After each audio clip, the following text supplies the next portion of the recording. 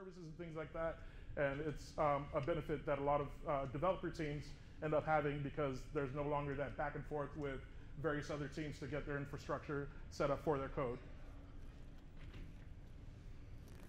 So what I described earlier is the kind of progression of our field into what we call serverless, or even beyond serverless in like SaaS workloads and things like that. So folks started off in data centers with bare metal, where they had to handle everything. They were racking servers in data centers. They were having to worry about the network and every other layer above that. IaaS is basically infrastructure as a service. That's what you get when you get something like AWS. You still have to spin up your resources, but you don't have to worry about the lower level. You don't have to worry about the data center. You don't have to worry about the physical hardware, but you still have to worry about each machine. You still have to worry about the infrastructure that you were spinning up and things like that, and you had that whole layer above that. Then we got platform as a service. So if you've ever worked with systems like Heroku and things like that, you finally started getting to not worry about the infrastructure at all. You had Docker containers or whatever build packs were available in Heroku. You're able to just deploy your application itself. And then today we're talking about serverless, where all you have to worry about is the application. You don't have to worry about anything below that because the functions that you deploy are basically the kind of constraint for that. And then of course you have software as a service, which is the things that y'all use every day. The services you sign up for, you have to worry about none of that. You just sign in and use it. So you have other SaaS platforms that do various things, like people use them for e-commerce and things like that. You just think about the benefit that you get from some of those platforms by not having to worry about any part of it. So as I mentioned, AWS kind of started the serverless race, for lack of a better term.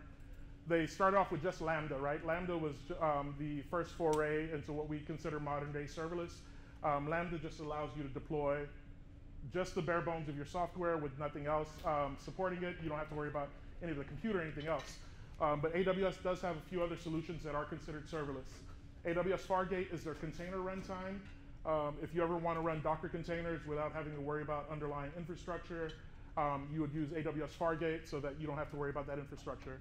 AWS also has a solution called Step Functions, which allows you to chain together functions like Lambda functions together to produce a broader workflow, right? So imagine you have some sort of, like, if you conceptualize your application as a state machine or something like that, you have these discrete steps and you have these discrete transitions between steps. So each function would be considered this kind of transformation that you're doing to some data. And with step functions, you have each of these Lambda functions deployed separately, but they're able to transition between each other and do workflows. So you can imagine like an order management system. Every step of that order can be a separate part of a workflow, from the time that the customer places an order to the time that it's actually shipped out and tracking information is sent out. Those are all discrete steps that you could kind of model in something like a step function. SQS is their simple queue service. This is one of the Amazon's oldest services, but basically if you ever need to queue information up and have a mechanism for limiting like how much information you're processing at a time, you pop it into a queue.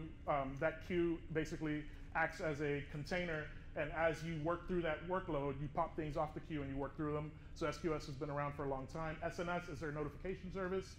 EventBridge is like a weird combination of SQS and SNS. I think EventBridge may be like a more advanced topic that you don't have to worry about right now.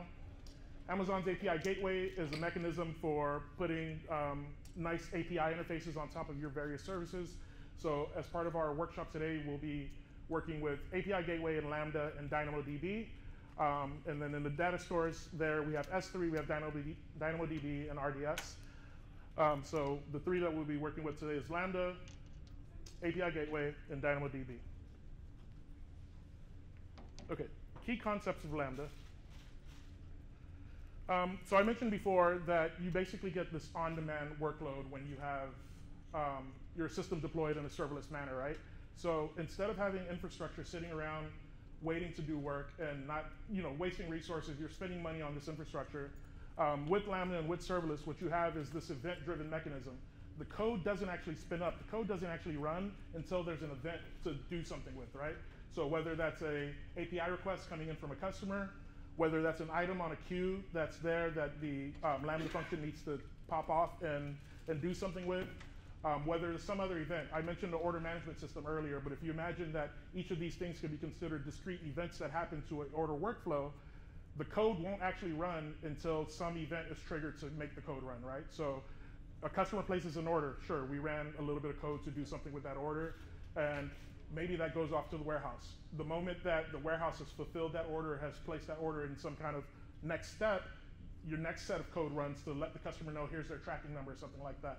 But with event-driven architecture, what you get is the benefit of, like I mentioned, not having the code running or not having infrastructure running when you don't need it, but also you can be highly reactive to any event that happens, right? So there's a bunch of different event sources that you get when you're running something like Lambda, when you're running these serverless workloads that can respond to a number of event types, right? So in Amazon Web Services, we have different events that trigger from S3 from these other services, and you can react to those in real time.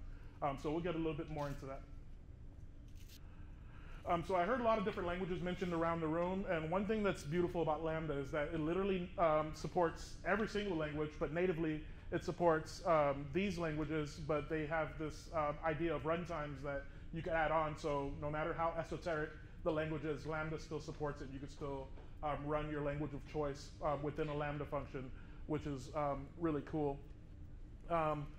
I think when Lambda first came out, though, Java had like really expensive startup costs for Lambda. So people were like, for a function that's only going to run for 2 seconds or so, the JVM was taking a bunch of time to spin up, and people had really bad performance issues with that. But otherwise, they've done work like pre-warming and other things like that on the back end of Lambda to make sure that all languages have close to equal performance, but some languages still fare better in that type of environment.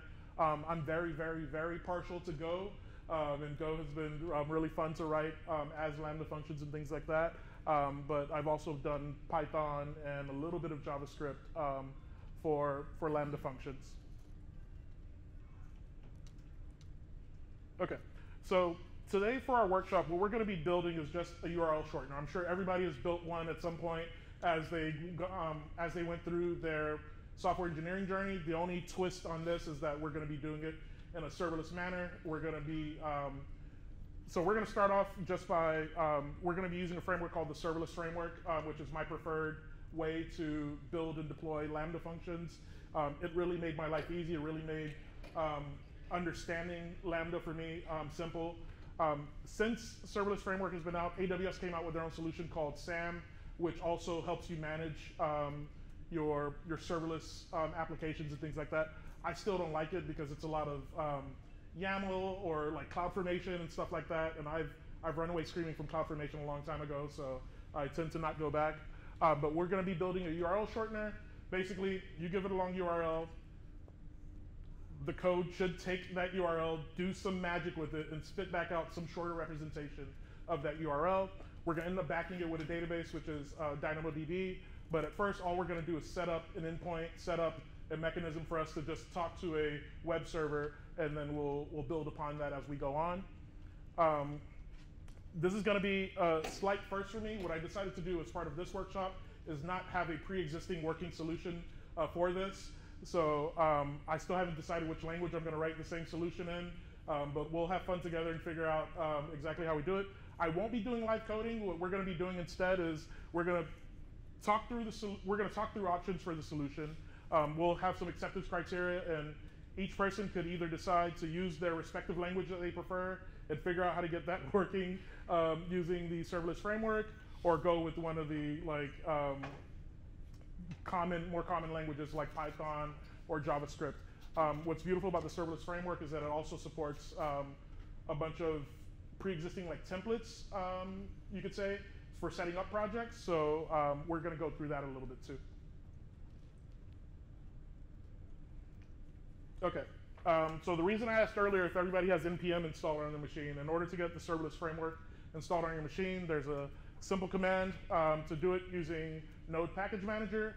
If you prefer not to do it through Node Package Manager, there's a way to do a binary install on their website. Give me 1 second. Yeah, that's a really good use case. A lot of people, their first foray into Lambda is using it as a cron job, right? So Uh, for those that are not familiar with cron jobs, basically you used to need to do periodic tasks, whether it's daily, monthly, weekly, or something like that, right? And cron was the way to do it. You would go into your cron tab on your Linux machine, and you would set up a cron job to do these things. But what would happen is that you have these failure modes that nobody ever accounted for. What happens when that machine dies? What happens when that machine suddenly disappears? What happens when a volcano erupts in the region that that machine is in, right? You didn't have high availability. You didn't have kind of disaster recovery capabilities. But by moving your cron jobs to something like Lambda, you're guaranteed that it's going to run whether there's a machine there or not. AWS is going to make sure that the right resources are present to actually run that Lambda function. And you get really cool scheduling capability for Lambda, so you could offload some of your own infrastructure to run cron jobs and things like that in Lambda. Anybody else have use cases that they found Lambda to be valuable for? Auto remediation for AWS config.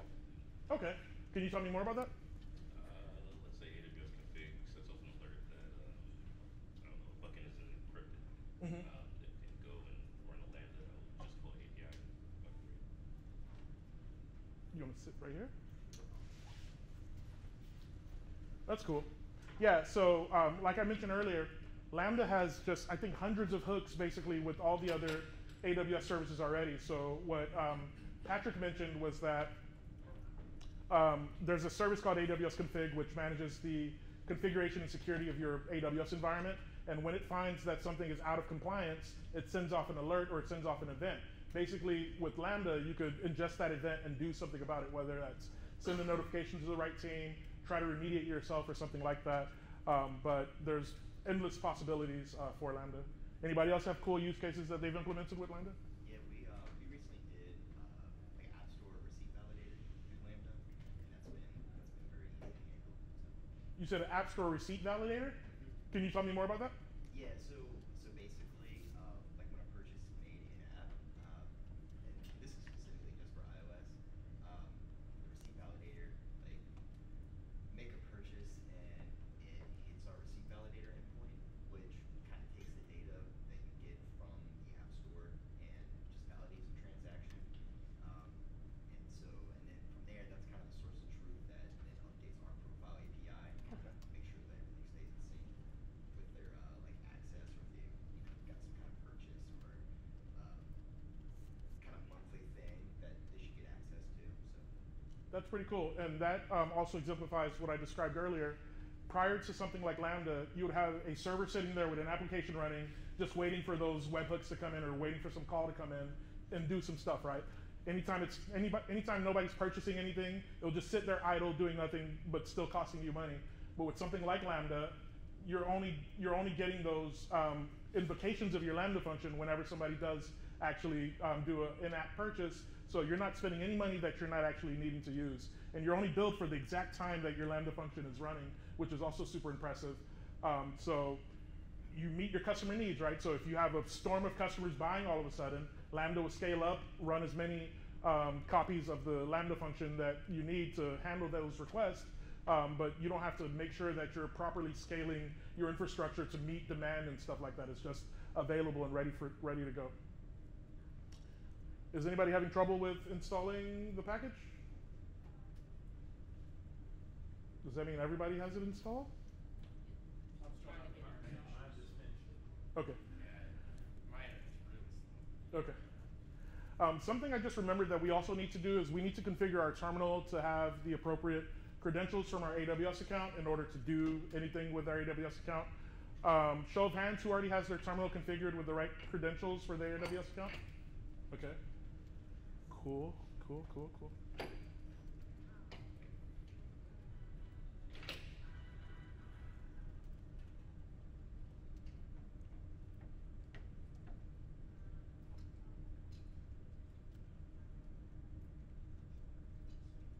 I wish when you were projecting you had the same functionality, like when you're sharing on Zoom, you could just stop sharing for a second or just blur out some part of your screen. But I don't want to accidentally reveal my AWS credentials, so give me a second.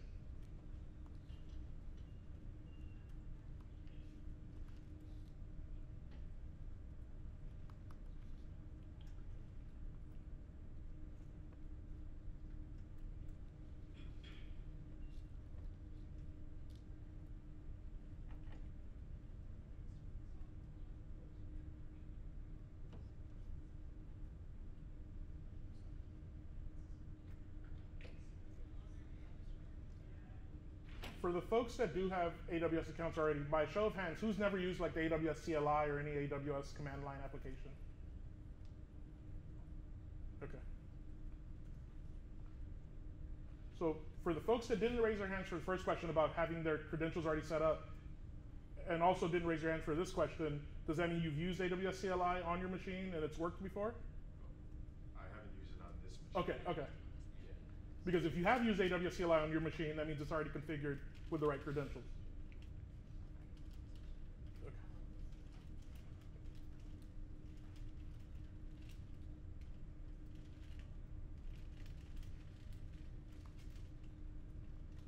Is there something we need to install for AWS CLI because I don't have it on this machine?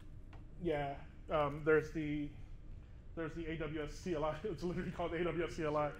But you don't actually need it because we're going to be running. Serverless is going to be the thing that manages our communication with AWS. Is just when you have the AWS CLI already installed, you could do AWS space configure, which allows you to input your access key, your secret key, and it puts it in the right place. But when you don't have that, then you have to manually put it somewhere. And that path in your terminal is your home directory, and there should be a .aws. Oh, I guess you wouldn't have that directory if you've never done it before. Is this something I can do quickly here? Yeah. Everybody's going to do it now. I'm just trying to find the best way to describe it to folks to get it correct. Okay, we're going to use this format for the credentials file, and then I'll help folks that need help setting it up. So I have to talk you through how to get your credentials from your AWS console in the first place. But let's create the empty file in the right place first, and then I will also add this link to this document so that you could follow along.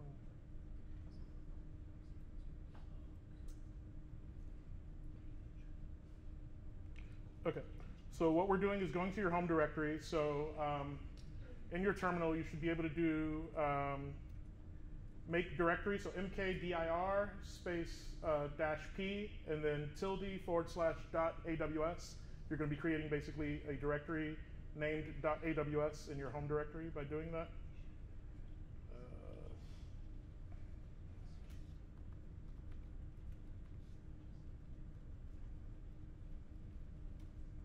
So your command in your terminal should look something like this.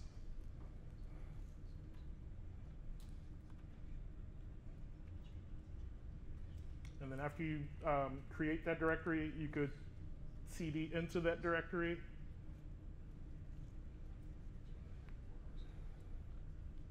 And then if each of y'all will log into your AWS account through your console. For the folks that don't have AWS accounts, can you raise your hand again, please? 2? 3? 3 folks. Okay, that's fine. So yeah, so for the folks that do have your AWS accounts, you'll follow along, and for the folks that don't, I'll provide you some credentials that you could use against my account. But basically, once you're logged into your AWS account, there's an area called IAM, which is Identity and Access Management. You're going to create a user so that you could get some API credentials to interact with AWS. I'll wait for everybody to get on the same page, and then I'll walk you through the process for that.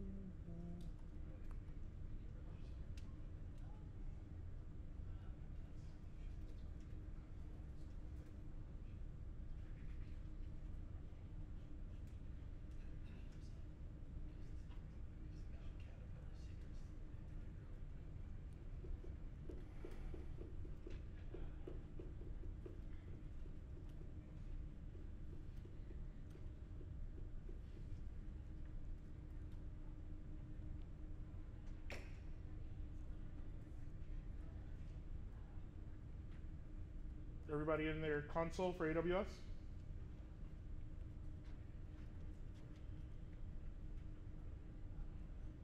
Okay, so this is for folks that don't have credentials yet. Basically, you're going to go to Add User. You're going to give it a username. I think my last user I created, I just called it Render Workshop.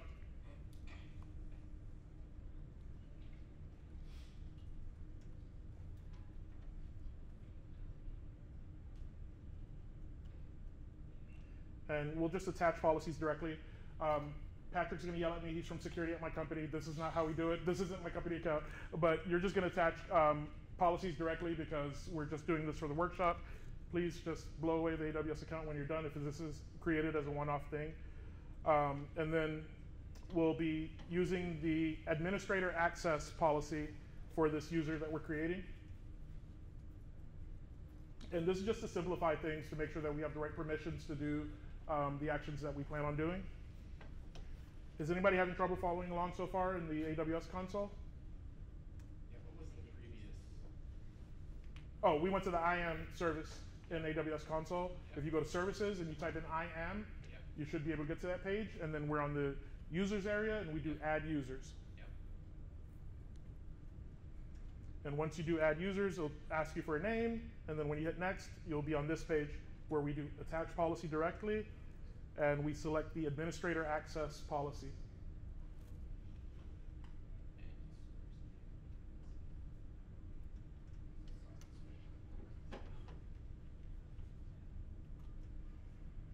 All right, I'm going to hit next.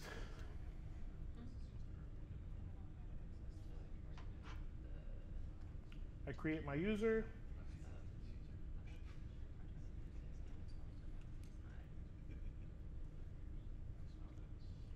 I have to create a few more users for the other folks.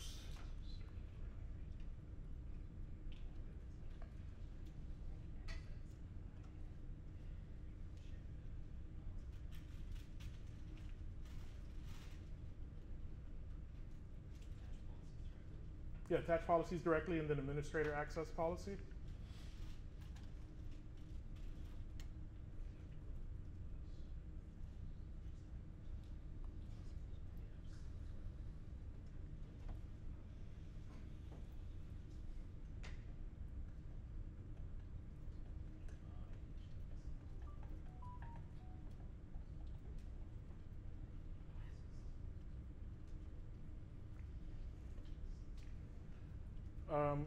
Is anybody having any trouble creating your user so far?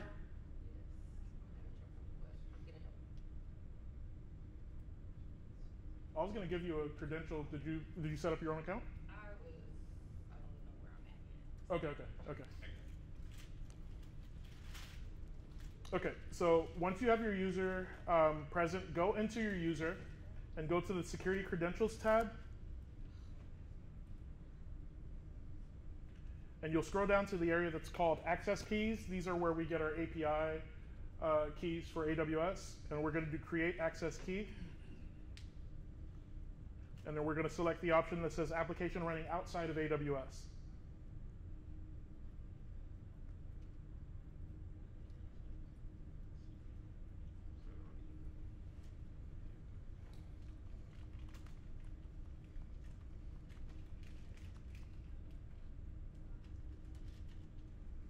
Give it a good description, and then click Create Access Key.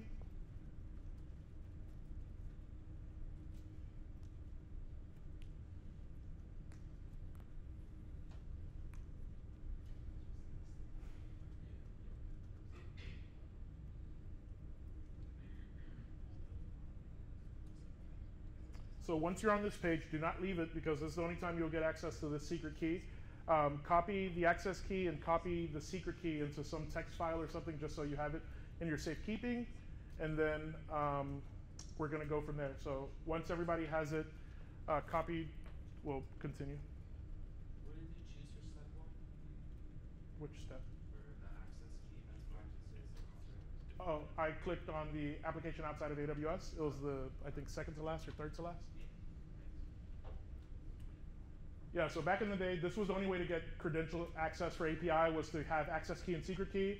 but AWS has been getting way more secure over the years. So they have this concept of temporary tokens and a bunch of other things that they're doing nowadays where they kind of discourage the use of direct access key and secret keys because so many people were checking in their keys to GitHub and other public places and getting their company accounts compromised. I set up this account last night, and I'll be blowing it away after this workshop, so I'm not too worried about it. I even used my Cash App card, so I didn't have to worry about actually getting billed.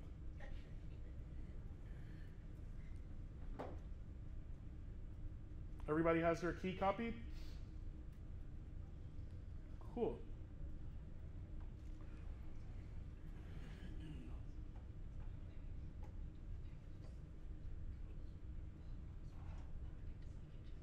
Okay, so inside of your AWS directory that you created in your terminal, you're going to create a file named credentials.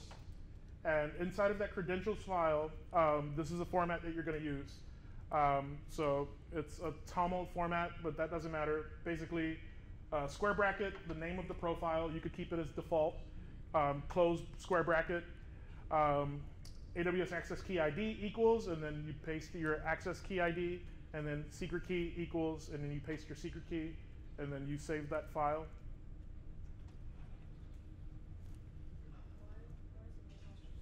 Credentials. Mm-hmm.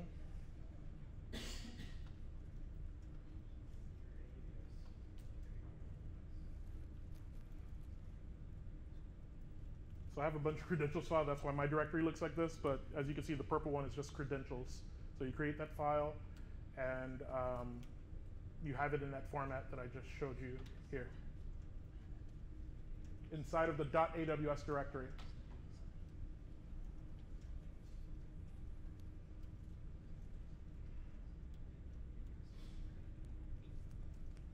Were you able to get credentials? I saw yours was RX for your file attributes. Oh. You need to make it executable. Was it? You do, yeah, the file, as long as it's readable, is fine. I have history with these files, so there's probably reasons that it's like that. Right. But I used to use something separate to manage these credentials files because I was hopping between a lot of AWS environments. But no, the file doesn't execute, doesn't do anything. Can you go back to the part where you were talking about application running outside of AWS? Say that again? When we're in the console? When you're in the IAM console? Yeah. Okay.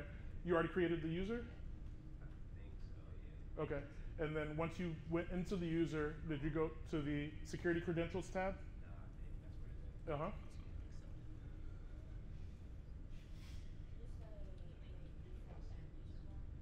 Say that again? Yeah, default? Yeah.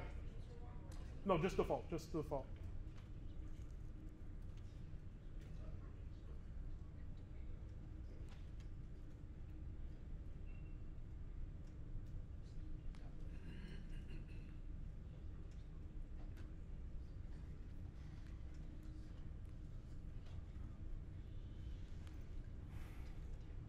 You got it? All right.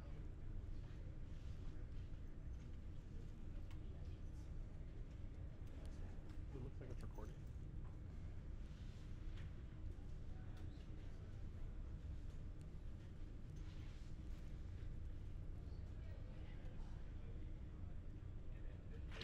This file just credentials. Yeah, the name of the file is just credentials, yes. No extension.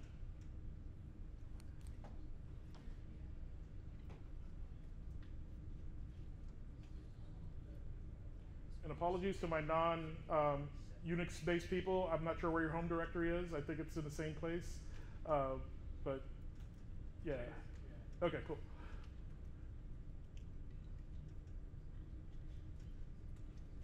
I guess Windows has that subsystem for Linux now, right? So that just works? It does, but it's like its own thing. It doesn't really integrate, so it's Okay. Does everybody have their file with the right contents now? hold on. Okay.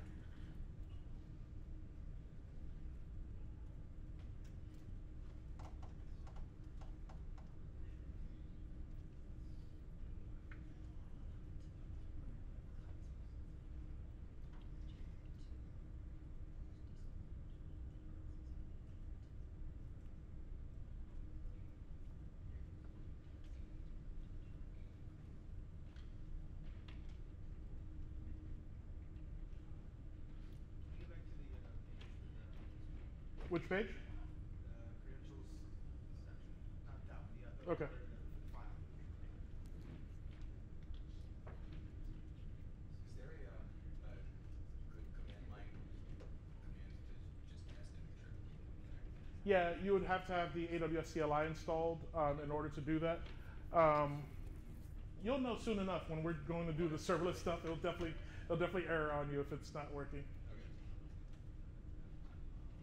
They got you trapped in here? Is the door not working? Oh, there you go.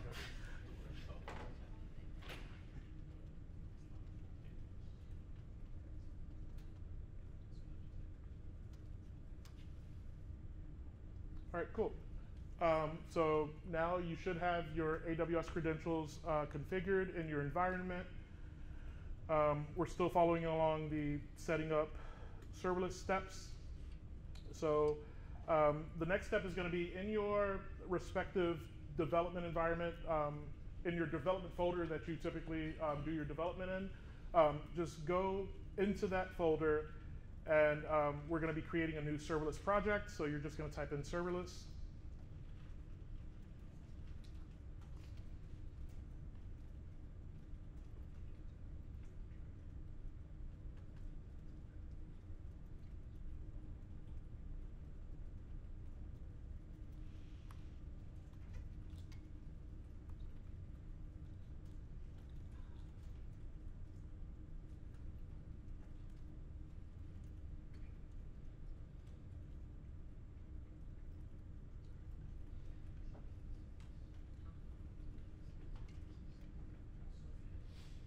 All right, so once you type in serverless, what you're going to get is a set of options for how you want to proceed.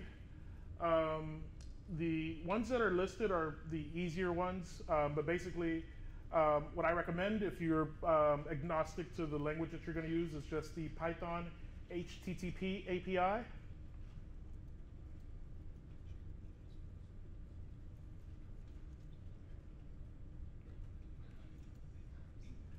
You always have the option of doing other, but there's a bit more legwork that you have to do if you pick another language to get the same kind of ergonomics there. But serverless as a framework has just a ton of templates for a bunch of different languages and things like that. We would just have to go explore their library to see which template matched your particular language preference and the setup that we're doing. But for the sake of following along on this, Python should be pretty straightforward. I've written a ton of Python over my career, but I don't ever tell people I know Python because I don't feel like I know Python. I always have to look up the syntax, so we could struggle through it together if we choose Python, if Python's not your preferred language. Like I mentioned earlier, my preferred language is Golang, and I will die by that, but Python is okay. It's fine. So once you select HTTP API, it's asking you what do you want to name this project. I'll go ahead and name this render.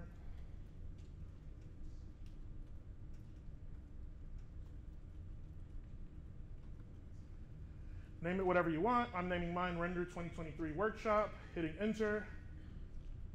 And it's basically downloading the template from GitHub, which is giving us this kind of boilerplate for the application that we're going to be deploying and then writing.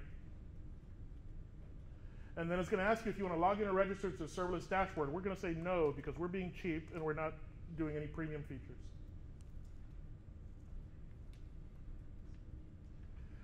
All right, so once you've done that, in your terminal, when you list your directories, you should see the... You asked me if I want to deploy now. Oh.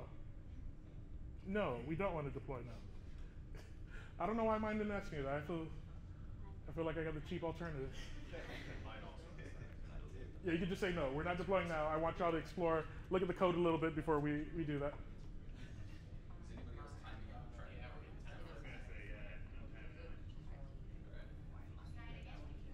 Yeah, try it again. If you timed out, just go ahead and try it again. Yeah.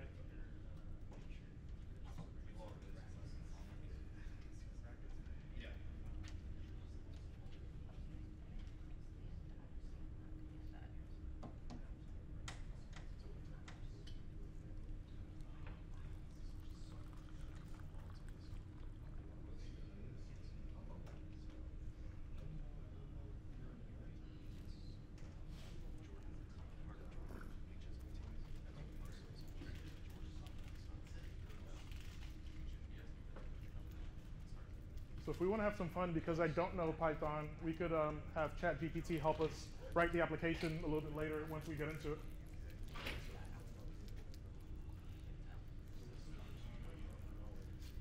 Is somebody still timing out with?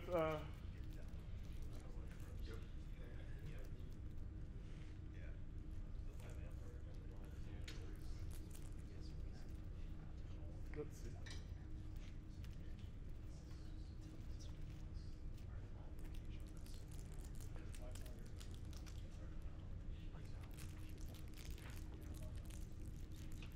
We're back below the DSL days here.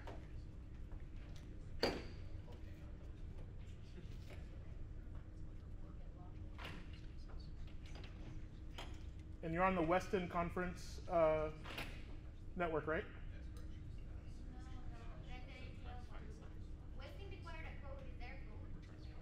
Yeah, it's render. Once you hit Weston Conference, there's going to be a captive portal that gets there, and it's going to be Render 2023, I believe. Is that right?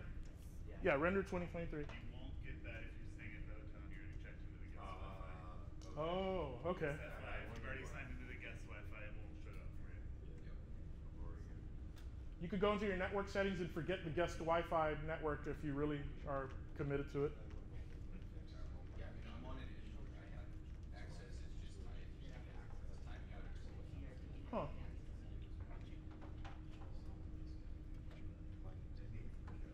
You don't have any like firewalls or anything installed, right? That shouldn't be the case. It's just an HTTP download. Yeah, and I mean, like for example, installed serverless. That's weird. Years ago. Try turning Wi-Fi off and back on again.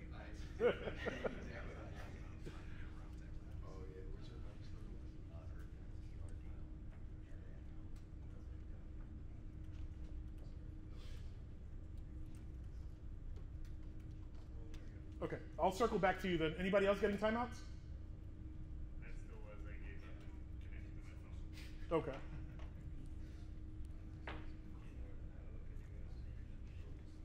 Okay, so with the boilerplate that we have, what is this?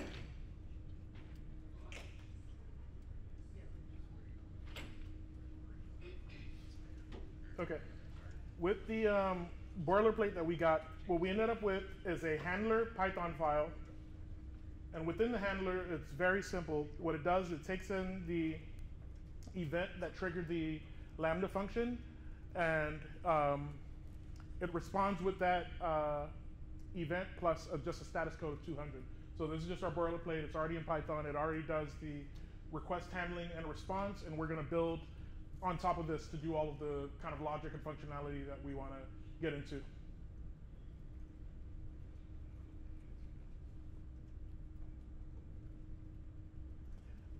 What Serverless did for us is produced also the serverless.yaml, and this is how we drive kind of the configuration for the serverless application. There's a lot more complexity that could be involved in this file.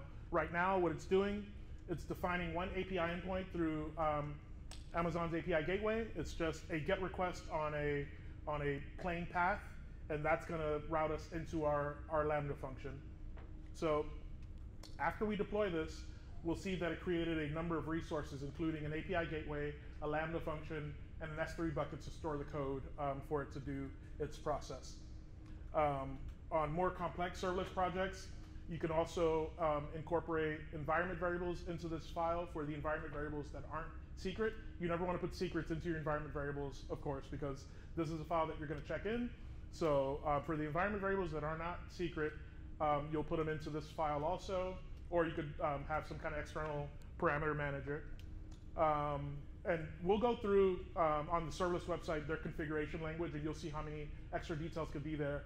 For those familiar with Amazon networking or AWS networking, you could even specify the subnets that your Lambda function runs from, or the VPCs that your Lambda functions run from, if you need to access internal resources. So if you had a database that was only on a private network within your AWS account that you wanted your Lambda function to be able to access, you would have to specify security groups, subnets, and VPCs that you want the Lambda function to run from.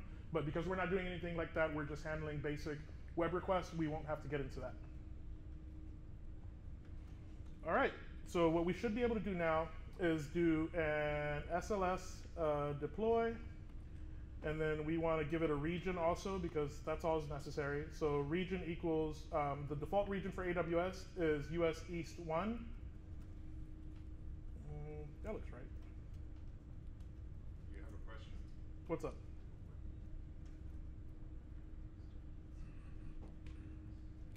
I'm not even in my directory. What's the question? So, if we can define all of those variables, if one of those changes, then what happens? If you want to change your variable, you would have a few ways to do it. You could change it through the console if you just want to have a config change without any code change. You could change it using the AWS CLI, or you commit your change back into your GitHub repository. Look, since this code base is going to be like version controlled, if the environment variable is something that you want to track in that way, you would commit it into the file, commit the file into your GitHub repository, and then trigger off your pipeline. So I'm sorry, my thinking is anytime there's a change in any one of those variables that's specified, I have to redo the file again that the Lambda function calls. Is that correct? no, so this YAML file is just your configuration file, right? So these are like externalized variables. These are the variables that you want to be different between environments, right? So you pass in different values from staging to production would be different values, right? So if you wanted to change, like, let's say we had a database connection string, right? And we had the endpoint for that database, that would be an environment variable. And let's say we change the database, we would change that variable in the file and we would commit that change, and then you'll get a new deployment of that Lambda stack, and it would have that new endpoint for the database. In production, you would do the same thing. But a lot of people, once you get like more advanced, you want dynamic parameters, right? You're not just going to do static environment variables like that. You would pull your parameters from some config store or something like that. People use console, people use all types of things. AWS has a solution called parameter store where you can separate your kind of, yeah. So basically you would have the application then know to pull from parameter store to get that set of parameters. The parameter store pulls from YAML, right? No, parameter store is its own separate service. It has its own API, and you give it basically, you call it and you say get parameter, you give it the name of the parameter that you're looking for, and it gives you back the value that's stored for that parameter. So once you've evolved past environment variables, in your code you would say, these are the parameters that I care about getting. I'm gonna call out to parameter store with the names of these variables that I know of, and it's gonna give me back the values that I need. But like I said, this is like fairly static configuration information. This isn't the type of variable like the code depends on. It's more like these are configuration items that I'm injecting into my code base instead of hard coding them or instead of having them stored somewhere else. So it's like things like connection strings and stuff like that, the kind of stuff you want to be able to change on the fly without recompiling the code. And I say compile, Python's of course not compiled, but in my Go, in the world of Go, of course, we compile our code. So if there are things that I know are going to be changing frequently or semi-frequently, I'll keep it externalized as an environment variable or some kind of configuration store pull or something like that. Okay, so I'm in my directory now. I'm going to do my SLS deploy command again. Hopefully it works this time. Hopefully I don't time out. Okay, it says credentials not found because the name of my credentials is not default like y'all have it. So y'all won't encounter this error because y'all have it set as default. I need to remember the name of my credential now.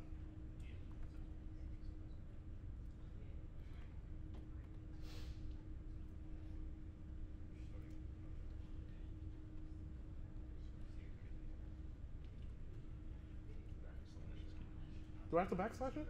Does it really care about that? Because that's Yeah. a class. Okay, hates me. So still single quotes, right? Yeah, and then, And backslash the single quotes? yeah, because otherwise you're using a character class. Okay. All right, I'm just opening the file. What's the name of my thing? It's called render. Okay.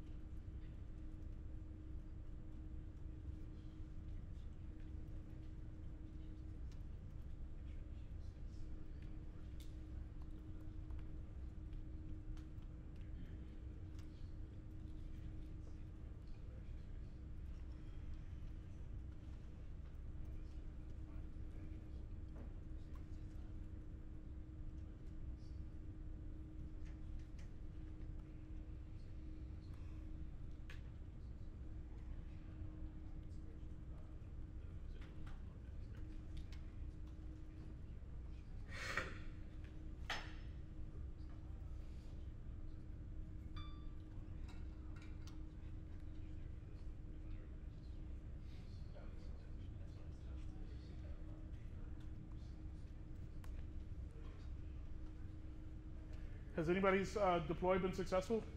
Or more successful than mine? Okay. So as part of your deploy, what you should have ended up with is an endpoint after it ran. You should see this kind of longish endpoint that is your AWS endpoint for your code that you just deployed. Does anybody have that as part of their output? Okay. So for those that do have that, copy that URL and just do like a curl against it and see what you get back.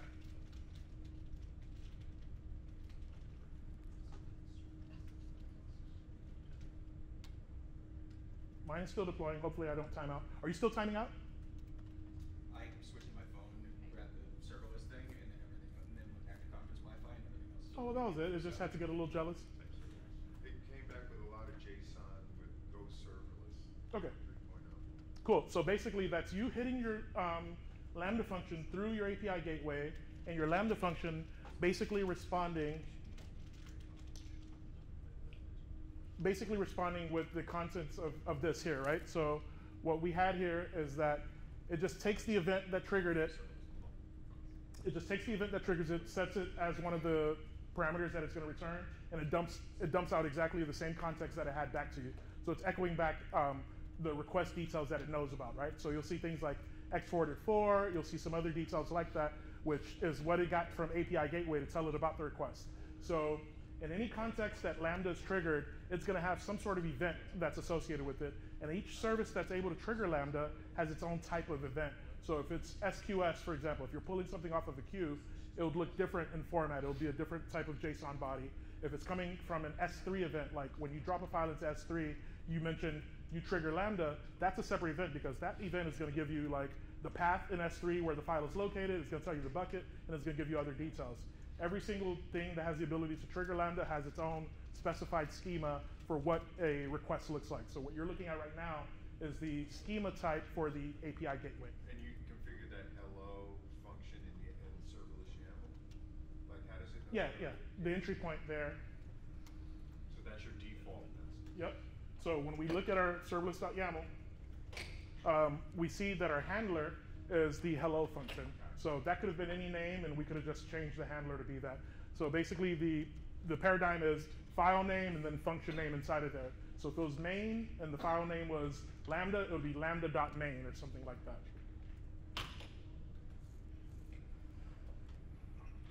Anybody having trouble with their deployment? What do you get? An error? I'm getting the failed deploy error. Failed what? I think it's the failed deploy error before you define the profile. Oh, before I define. Did your profile name, was it named default? What did you name your profile when you created the credentials file? I didn't create the profile. I'm actually using an existing one. Okay, cool. What's the name of your profile? Develop the full admin. Okay, so do AWS_profile all caps before your command. So I did it like this. So basically, my profile name was render. I did AWS_profile equals render, and then I did the rest of the command. Anybody else having trouble deploying? So all y'all have API gateways now. All y'all have endpoints that you've been able to hit and get responses from. Oh, this is going better than I thought. That's great. That's amazing. When are we going to have a bathroom break? Oh, well, sorry. I don't want to miss anything, so Sorry. whenever you do that, I'm just in my bladder. Yeah, we're an hour in. I don't know. It could be consensus based. I don't mind. I don't want anybody to miss out on anything. So let's do a 10-minute break in 3 minutes. At 11:15, we'll do a 10-minute break. Thank you for asking. I'm just a terrible host. I'm not used to having to worry about people's bathroom breaks. It's just. But now that you mention it, I could use a break too. So that's a good call.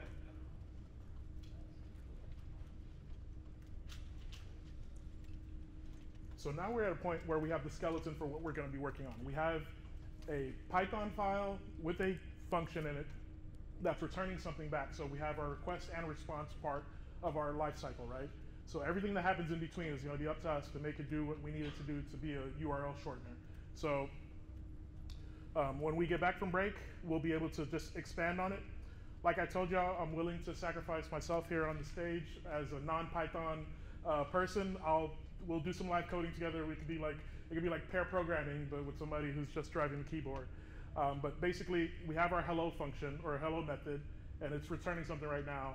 We're going to have to call out to another. We're going to create another method that does the acceptance of whatever we're going to have to add. Yes, okay. We'll go into the acceptance criteria after, but basically, when somebody's submitting a URL, that needs to be a post request, and we're going to take the body of what they posted, and that's going to be the URL to be shortened. And then we need to run some sort of magic to decide how we shorten our URLs. There's a few different approaches we could take. We could use the Docker approach. I don't know if you ever noticed that Docker containers are like a color with an animal always, like if you notice like the naming paradigm. So we could set up 2 dictionaries, one full of colors, one full of animals, and then we could just randomly pick and try to get unique results each time. That'll make it human friendly. We could just do like some sort of GUID or something like that, because basically by the time we get to store to the database, what we're going to have is a reference column, and we're going to have a actual link column, right? So whatever the reference is, whether it's a color in an animal, whether it's a GUID, whether it's just, I don't know, letters of the alphabet, it's going to reference that link. But we want enough entropy, enough uniqueness that even if we had to insert 1,000 shortened URLs, we're not gonna run into collisions with the key that we decide to use, right? So we're gonna make sure that we're not just doing sequential IDs or anything like that, because we also want to prevent enumeration style attacks, right? Let's say for some reason somebody's using a secure URL shortener, you wouldn't want them just being able to enumerate every URL that's been shortened throughout your system. So we're gonna use some sort of randomness or some kind of obfuscation to create our URL shortener.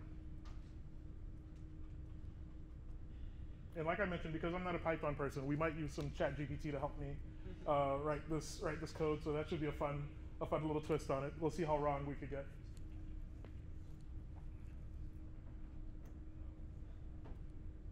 I've wrote something very similar to this in Go some years ago, but it was to do something else. I had a need to get unique sequences for our infrastructure. Basically, we were launching a bunch of EC2 instances in AWS, and we wanted to have sequential names, right, per group. So if I had a web server that was responsible for a particular thing, it would be web server particular thing 1 all the way through in an increasing fashion. But we needed it to be synchronized, right? Because you could have any number of machines launching, and you want to make sure that you're always getting an incremental value. So what I did is I used DynamoDB, because you have atomic increments that you could do in DynamoDB with integers.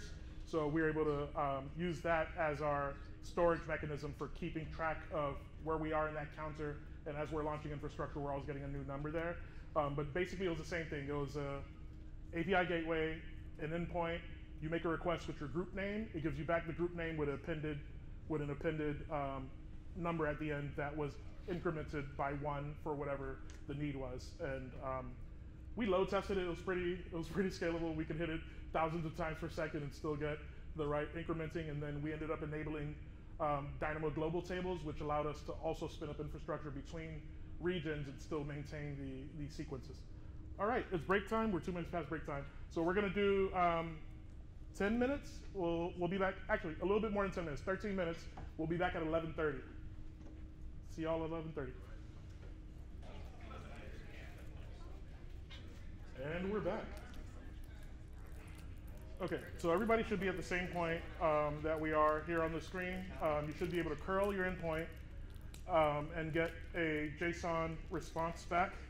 Is anybody having trouble with that response? All right, cool. So like I mentioned earlier, this response is literally just echoing back the event details. Thank you.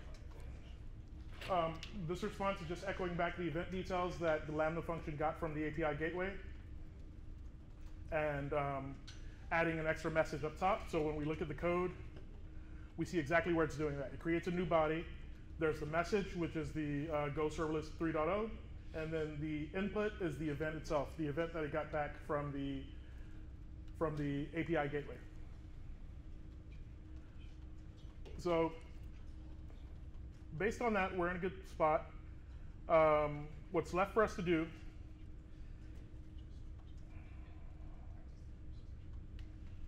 is just work through creating an actual URL shortener.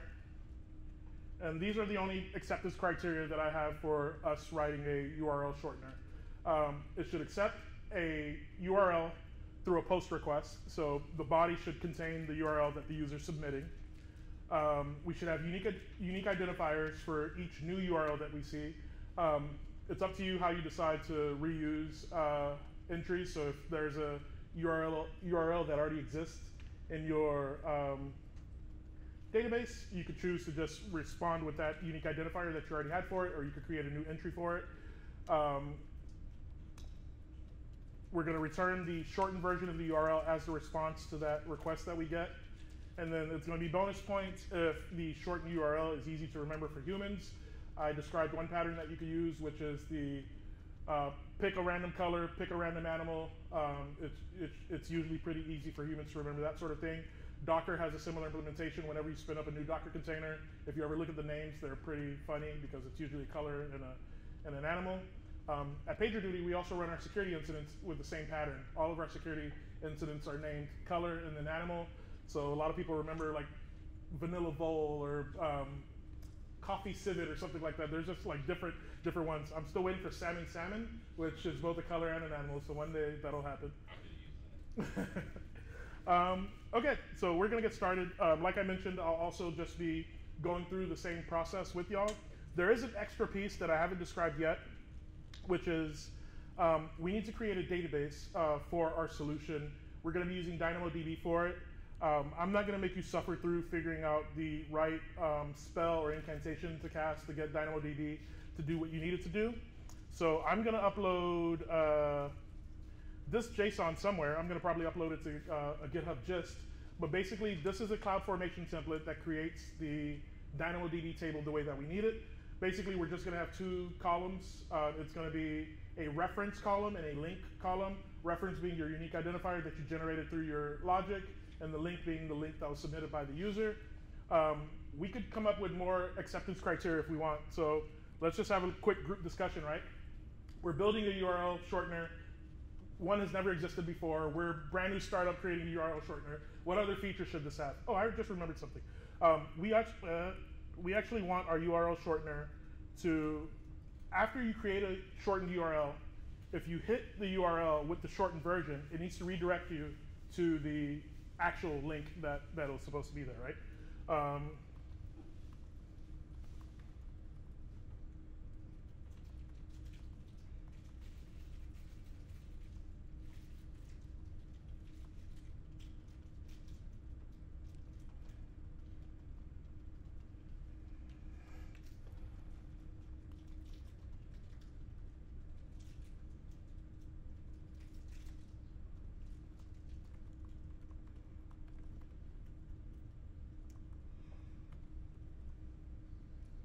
Okay. Any other acceptance criteria we want to add as a group? Anything else sounds like a reasonable thing that we'd want for a URL shortener?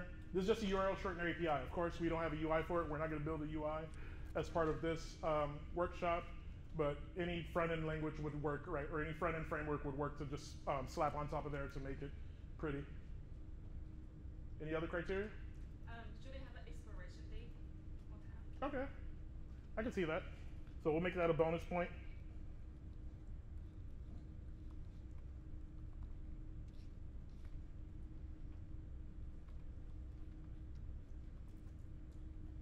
So I like the idea of expiration dates. DynamoDB has the concept of TTLs within their database, which is time to live.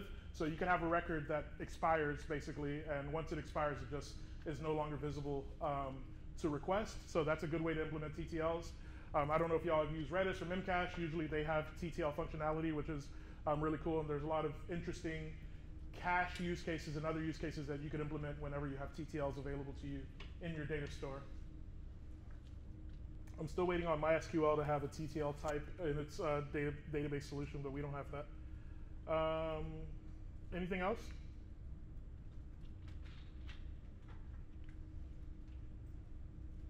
All right. Any questions, comments, concerns about the right approach to take for this? Are most people just going to go with the Python option or what? Okay. Okay. There should have been a JavaScript template available as part of the, okay. Cool.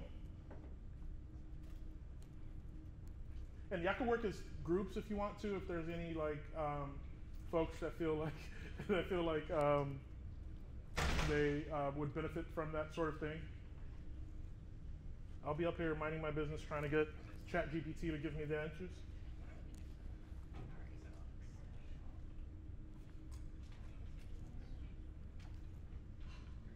Oh, let me upload the DynamoDB definition for y'all first, and then I'll get to it.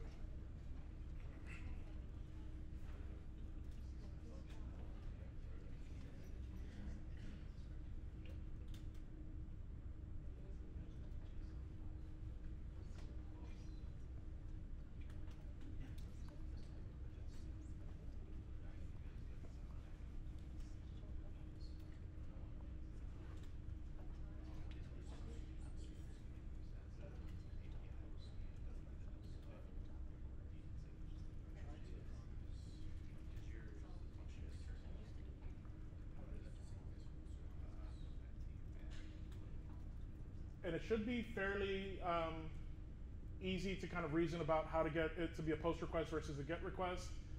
If you look at the serverless.yaml, you'll see the method is defined as get currently. If you duplicate that block and specify it as a post request and give it a different path to follow for that, that'll work. Or you could have the same method handle both get and post request depending on what the body contains. So the event itself, you could see that there's as part of the route key, there's that, but as part of the HTTP request, you see that there's a method associated. So you could do a basic if statement or case statement and decide to do something different based on whether it's a get or a post, or you could actually have the API gateway handle that through the serverless.yaml. I see you had your hand up. Can you make the GitHub notes public? The GitHub, Yeah, like the gist? Yeah, the gist. Yeah, it's, sorry. I had a short URL for you to get to it earlier. I'll put it back up. So that tiny URL there, can you see it easily? Yeah. So that should lead you to the gist.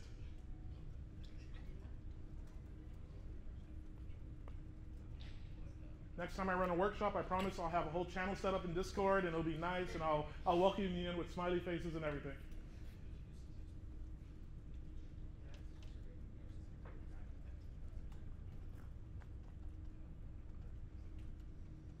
Is your first time running something like this? No, I just usually I have other chats available. I don't know why I'm anti-Discord so much. The only thing I use Discord for nowadays is Midjourney, but I should do better. It's just too much noise every time I open up Discord, so I decided to just not bother.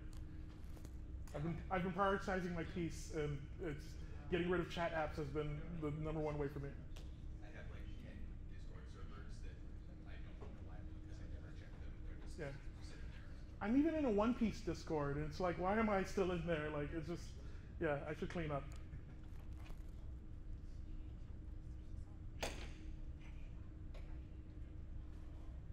I hope you all are caught up on One Piece. That was part of the prerequisites for the workshop.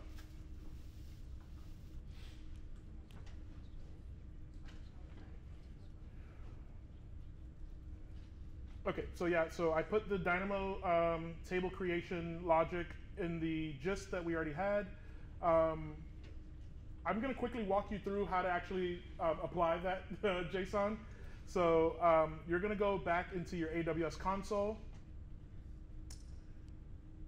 At PagerDuty, whenever you're doing something manually, like going to the console, we call that advanced DevOps. So if you want to call that level of automation advanced DevOps, you could reuse that. So we're going to go to the CloudFormation service. How would I just type in cloud expecting to see more? CloudFormation. So once you're in CloudFormation, you should be able to go to Create Stack with New Resources Standard, and then you're going to do template is ready, upload template file.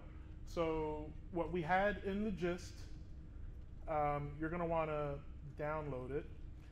You could download it one of two ways. You could just grab this URL and do a curl against it, or you could just hit raw, copy out the contents, and paste it into a file in your local file system, and you have the option there. Wait, CloudFormation?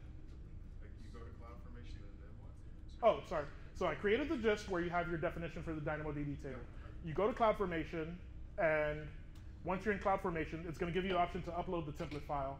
I was trying to make sure that y'all actually have the template file on your disk to upload. That's why I was mentioning the copy the contents of that Dynamo. That JSON file. That JSON file, yes. And then you do choose file, dynamodb.json, or whatever you decided to name it on your local file system.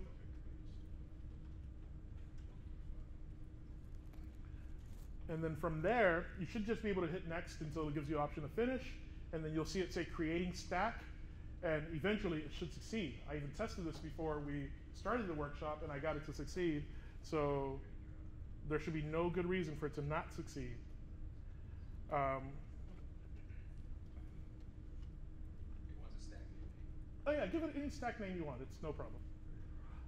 What you're going to end up with is a DynamoDB table named URL shortener. I think I spelled that right. Yep, shortener. So let me know if you run into any issues trying to create that resource, and we could talk it through. So CloudFormation creates stack. Yeah, create stack. Template is ready.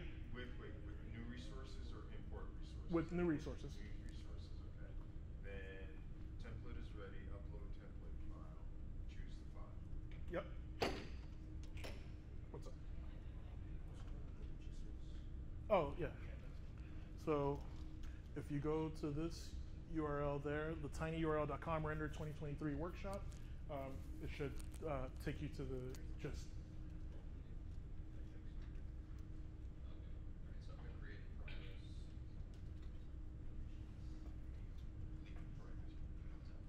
If any of y'all are in the same account, you're going to get an error because your table names are the same. So for the folks that are sharing accounts, go to the bottom of that JSON and change the table name by one character or whatever you want to, whatever way you want to change it to make it unique. And then what are the stack options, configure stack options? You should just be able to leave that as it is and hit next.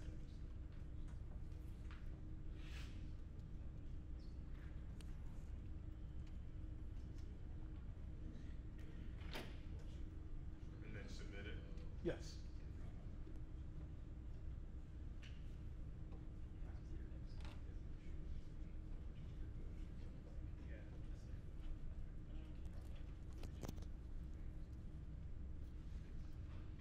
So now that we're using Dynamo, there's some changes we're going to have to make to our serverless.yaml to let the serverless application know that we have a Dynamo table that we want access to, and also to allow this serverless Lambda function to have permissions to talk to the Dynamo table. I'm going to have to copy that logic from one of my old projects.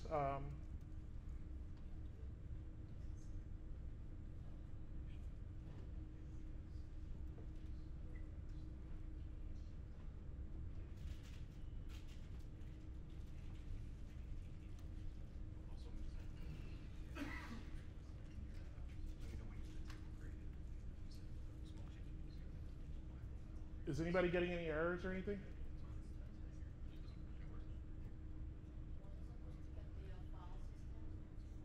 Yeah, you're supposed to get the dynamo.json file from the gist, download it onto your computer, and then when you get to the CloudFormation page, you use that as the template that you're uploading. So I have a create complete and done. Create complete is good. Yes, you're done. If you want, you could go to services and go to DynamoDB. You should see one database there named URL shortener.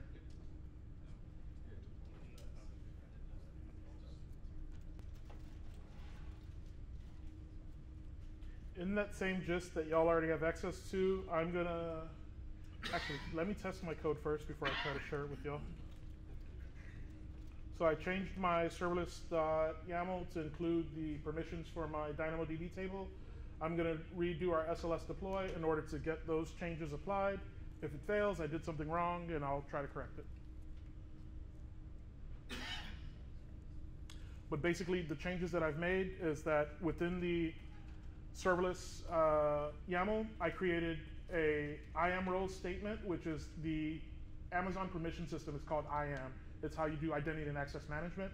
But basically, I'm saying that this Lambda function is allowed to perform any action against this particular DynamoDB resource, and then I give it the full resource name for that DynamoDB table. I'll put that into my gist. The only thing that's going to be different for y'all is this account ID. Everything else should be the same unless you change the table name that you had. My account ID is unique, of course. Your account ID will be different, so you'll just have to change that portion, and it should work as long as mine works. So it says it's updating my stack. I'll wait for it to complete. Any questions about this part of the process at all? So you're going to put that in the gist? Yeah, I'm going to put it in the gist, yes.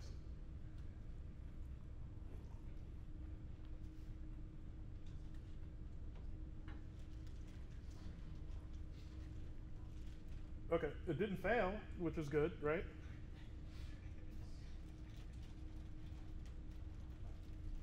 No matter how many years I've been a developer, I still practice like failure-driven development. I just wait for things to break and try to see what the next step is. I'm trying to do better. I feel like that's just writing code. That's all it is for me. But the reason I'm such a fanatic of Golang is like Golang was one of the first languages where I felt like I could write a whole project before ever running it and be fairly close to like correct. Power of a compiler. I didn't start off with compiled languages. I started off with PHP, unfortunately. So that was always fun times. You still like PHP? Like, I haven't touched PHP since like Joomla and Drupal and WordPress days. Like That's what I learned on. I like it. Yeah, I ran away screaming as soon as Ruby on Rails came out. Back when it came out, not when it came out, but like as soon as I found out about Ruby on Rails and found like proper MVC like frameworks and stuff like that and proper like structure for your application, I never looked back. But PHP was a good time. So many vulnerabilities. Okay, so we're gonna edit this. We're gonna add a new file. And this is gonna be our serverless.yaml.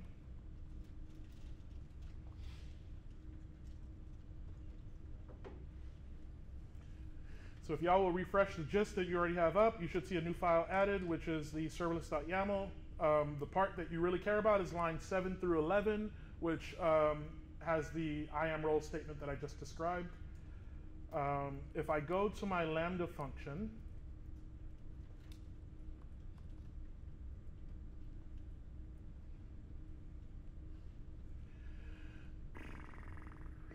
and I look at it, we should see that it has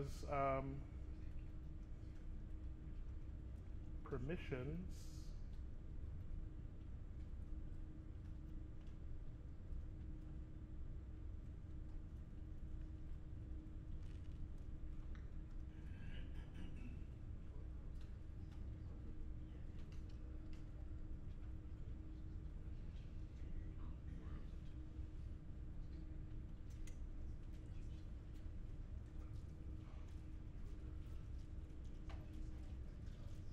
I wonder what that notice was that I got.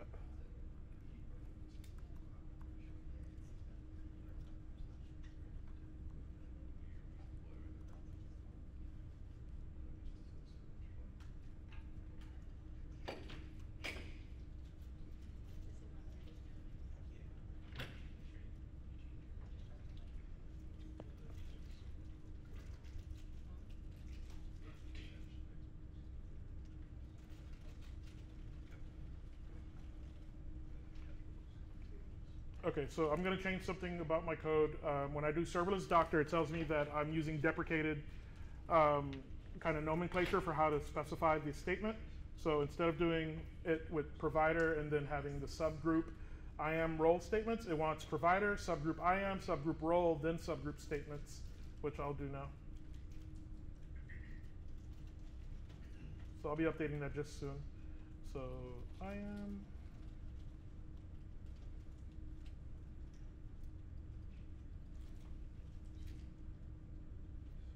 Role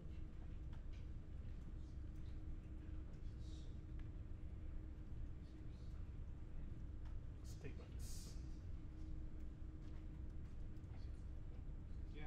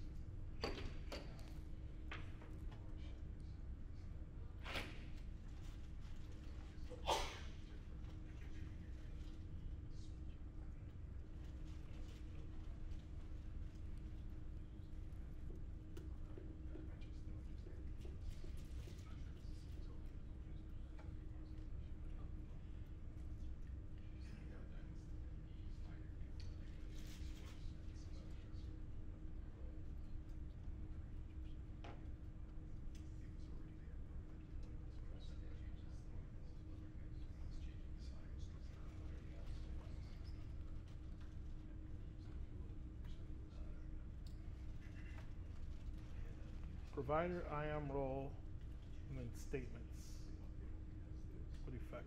Okay.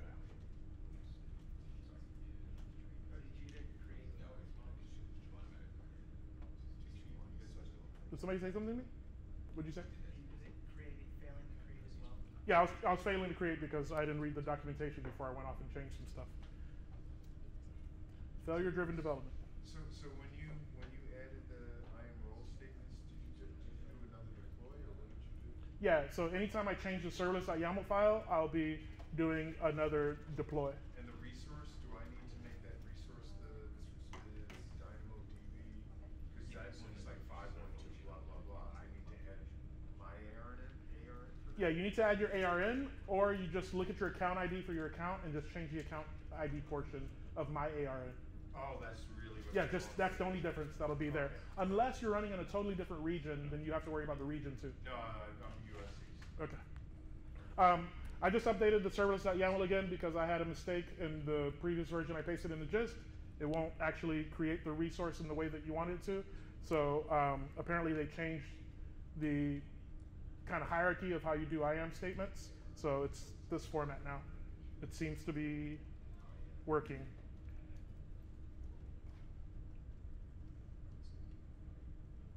Once we have that in our serverless YAML, we do a deploy. Yes, you do SLS deploy and you do the same kind of invocation that you did before.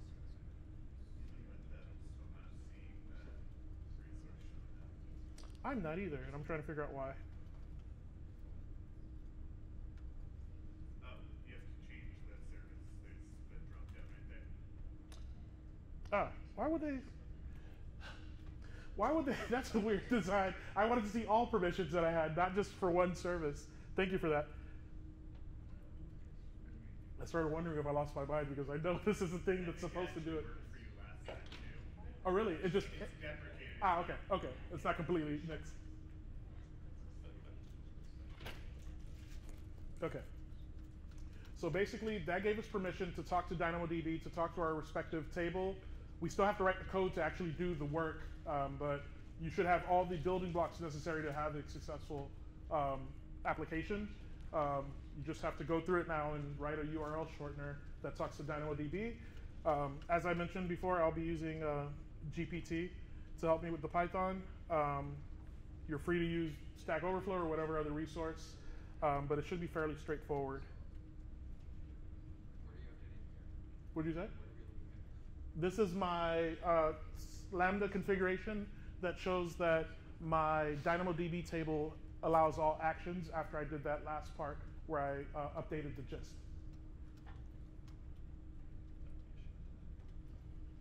Anybody having errors or not able to continue on? What's going on? I'm getting a serverless error that my invalid configuration encountered, so I might not have the right images. That's after changing your serverless.yaml? No white space issues or formatting issues? That's what I'm checking right now. It's fun to hit raw on that gist to get just like unformatted, like sometimes you copy an HTML without knowing and stuff like that.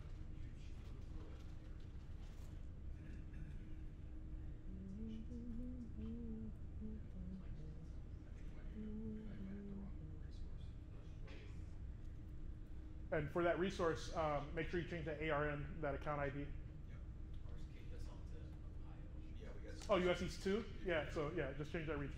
Ohio's the better region, by the way. Like if anybody ever tells you like to pick a region, pick Ohio every time. US East 1 is overloaded. It's also the region that AWS does their, not testing in, but it's their vanguard region. So they'll put some stuff in that might not be ready for prime time quite yet. So US East 2 is a little more stable. It has a lot more capacity. And the thing about US East 1 is that that's everybody's failover region. So some people might be smart enough to have like US West 2 as their primary region. But if something goes bad with that region, everybody's going to fail over US East 1. Now you're going to be in a rat race with a bunch of other folks trying to get resources in that region. So Ohio is nice and solar powered and wind powered. It's just, it's a better region. How'd you get to this screen? You said, how do you get here? Yeah. So at the top where you have services, you can just type in Lambda. And once you get to Lambda, you click your Lambda function. And then once you click your Lambda function, you go to configuration. And then once you click configuration, under resource summary, that's a drop down apparently, and you click that and you see the DynamoDB table.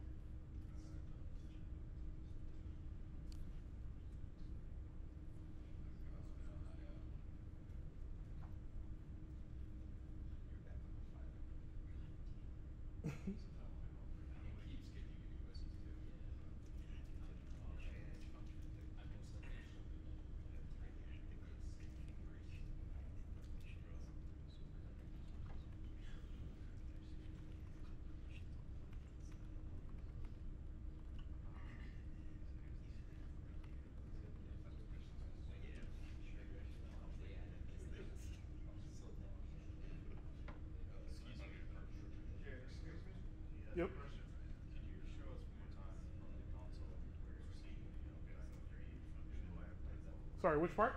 In LAMBDA, how you got down to check that? Oh, how I got here? Yeah. So I went to services, or I just typed in Lambda here. Yeah.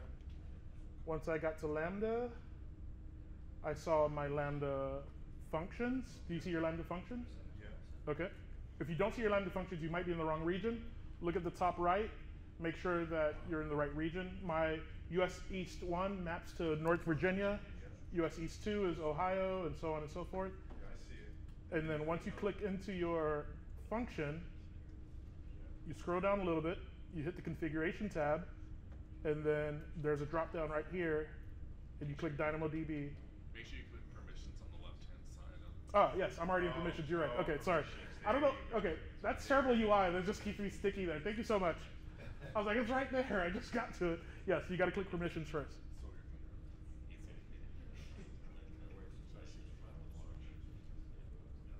Yeah, CloudWatch, that's a drop down. Where you see CloudWatch at, you could click. Oh, and then the drop. Yeah. Oh, okay.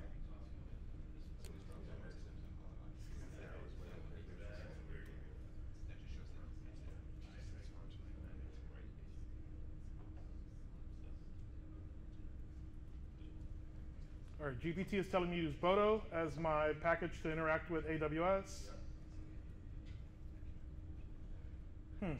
I should give it my DynamoDB table configuration so it knows it knows exactly what to tell me. Give me a second.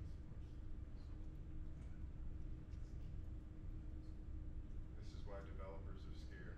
Why are they scared? It's helpful. Well, it's only helpful if you know what it's spitting out.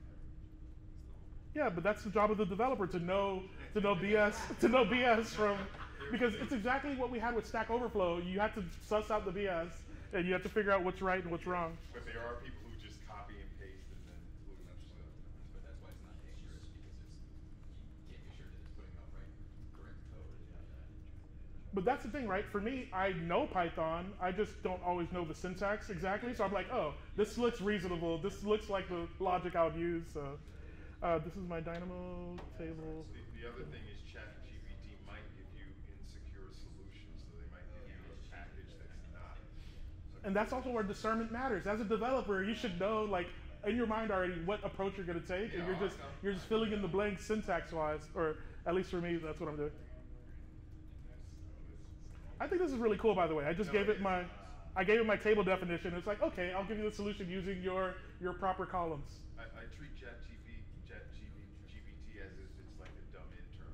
Oh, I treat it like a coworker, smart coworker, because it knows some stuff. I trust, but I confirm. Yeah, but we've been, I don't know, like random things. Instead of going to Stack Overflow, I haven't used Stack Overflow in a few months now. It's like, oh, I'll just have a conversation, and it keeps all your conversation history, right? So it's like, I'll go back to a conversation I had about some project I was working on. I was like, okay, this was the output of this. Now we need to take the next steps, and it feels like just some random coworker that always has time for you, that always has time to respond to you. Okay. So basically, I'm going to use part of this logic. I'm going to create a new method, and I'm going to incorporate this logic into it. I'm not actually well versed in how Python does package management. I know how to install packages, but I don't know how to also get that package into the Lambda function, so I'll have to figure that out. But this looks like reasonable code. I think Bodo 3 might be a default.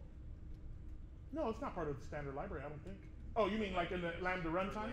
Yeah, that'd be cool. That's nice. You're right. Because everything I've written always. Okay, that's cool. I'll try that.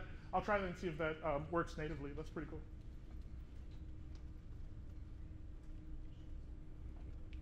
Is anybody encountering any issues with the table or anything like that?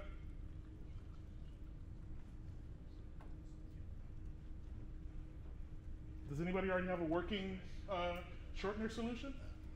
Oh, could you put the criteria in the gist? Yeah. You know what I'll do? I'll link the slides in the gist so y'all can get to the slide deck yourself. Should have thought of that earlier.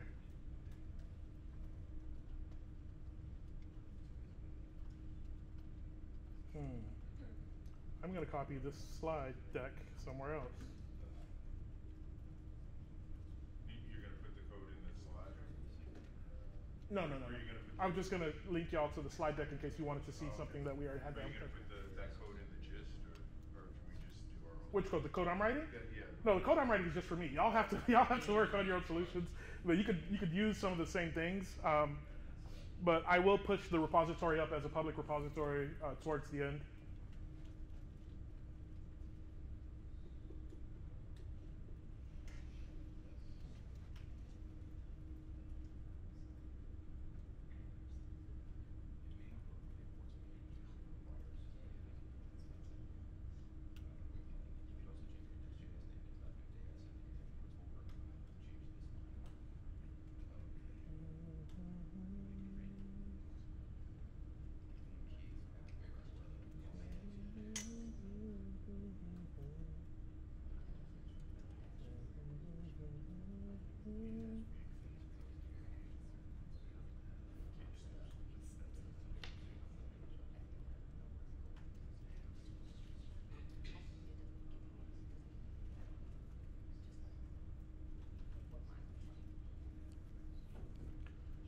So is everybody good with going till about 1:30?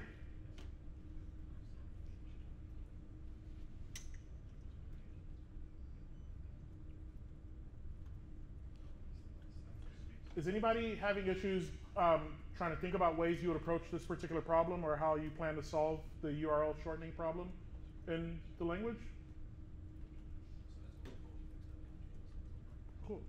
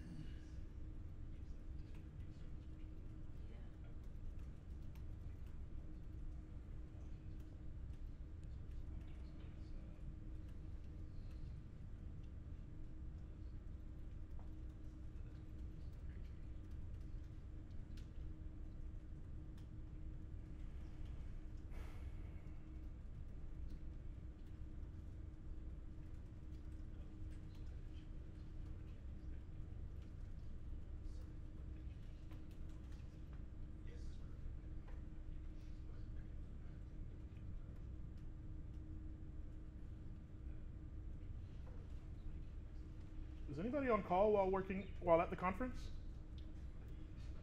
I'm always on. Gotta check my schedule today. Do y'all use PagerDuty or what? Fun.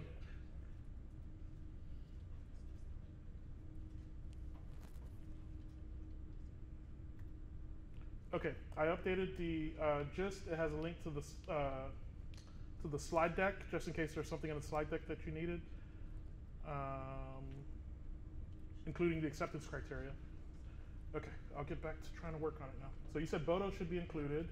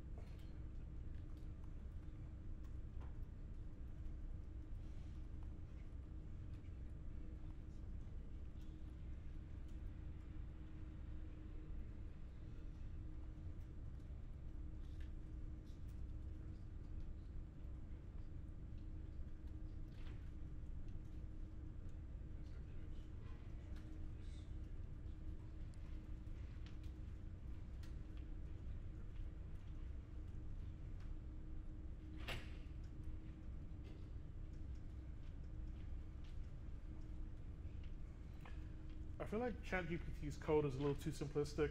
I feel like it should define the region and stuff like that.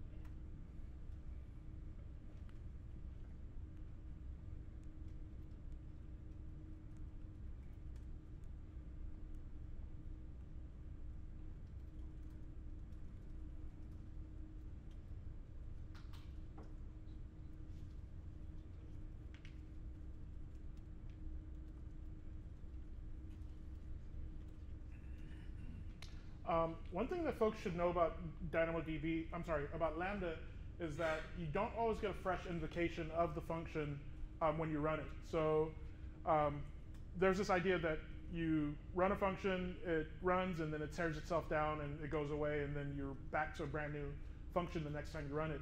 But in reality, if your requests come in close enough in proximity to each other, you're going to reuse that same Lambda function that's already warmed up, that AWS already has running for you. The thing about that is, if you have, if your code isn't idempotent for whatever reason, if you have side effects created by your Lambda function, whether that's you writing files to your file system, whether that's you potentially like instantiating a seed or a secret or something like that, and you think like it's going to keep recreating it every time you run the function, that may not be true.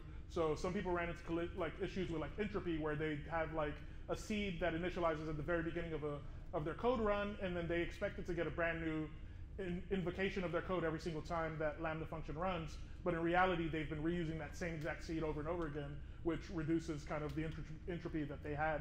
I ran into a situation where I was doing processing of large files with my Lambda functions, and I thought I was always getting a brand new Lambda function, so I didn't care about cleanup. But then after like the 10th execution of my Lambda function, it started saying it's out of space, and that was really confusing until I realized that you do get the opportunity to reuse Lambda functions if it's close enough in proximity for the calls or the invocations.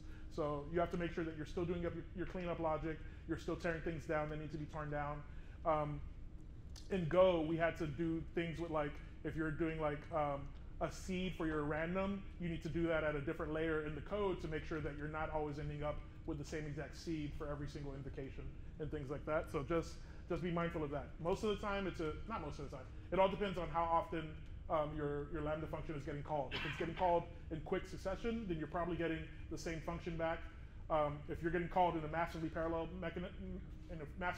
way, then yes, you will get a bunch of different Lambda functions, but you can't always guarantee that you won't reuse a Lambda function. So make sure you're cleaning up after yourself if there are things that you did in the code that has side effects. So that applies to things like using global variables and using constants and stuff like that. That constant will still be set on the next invocation of that if it's the same exact function.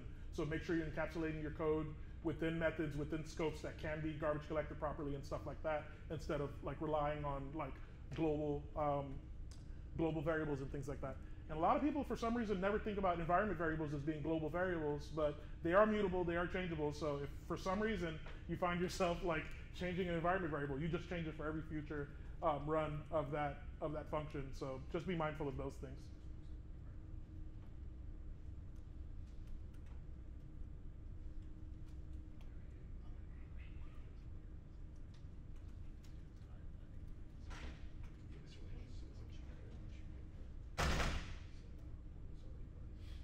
Okay, so I've been able to hit my post function or my post method instead of my main method.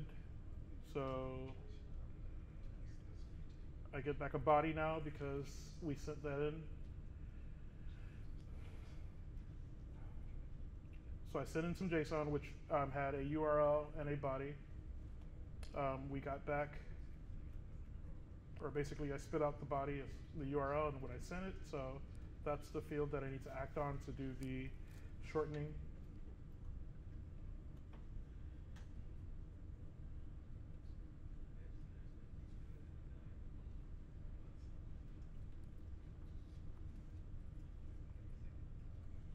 Let me ask you this: all these functions, though, you've only defined one in your serverless as a handler.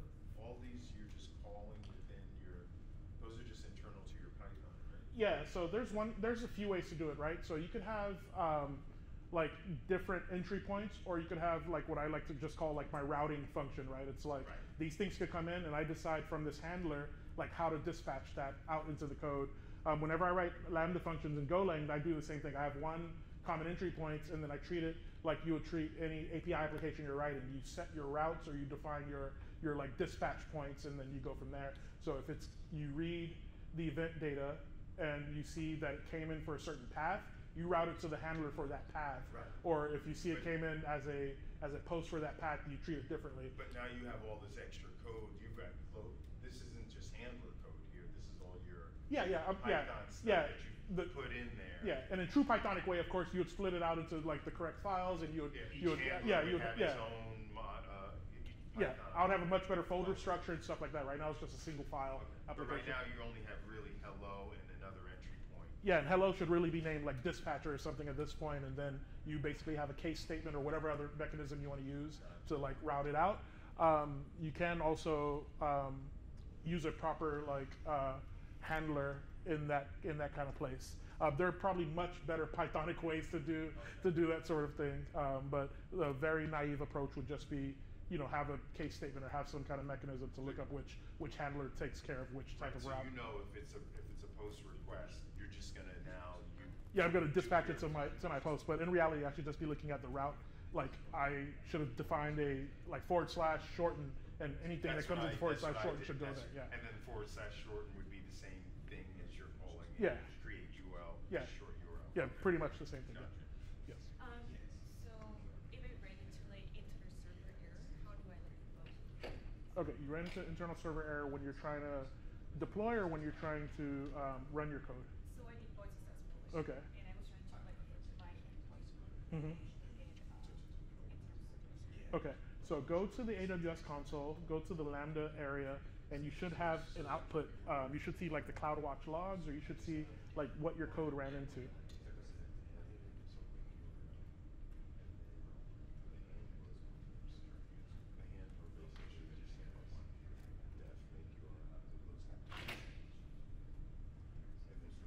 There should be some kind of output where you could see like the last invocation failed, and it shows you like what the standard out was for that invocation.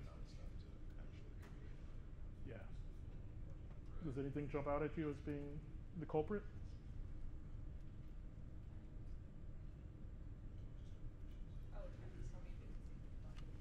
Okay.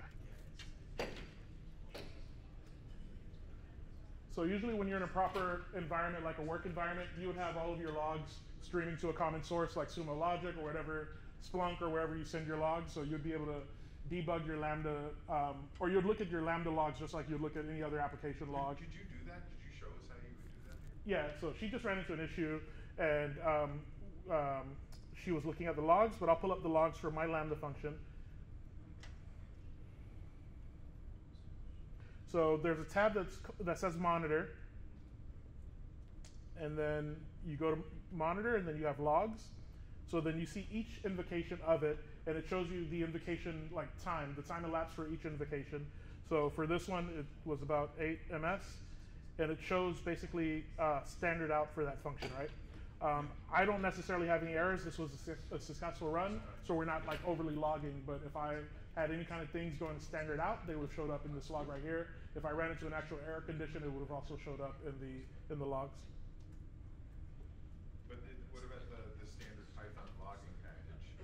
I didn't incorporate that even. It's not even in the code base right now. You could do like import logging. Yeah, import logging, and then logger dot, you could info or whatever, and like you could define your log level.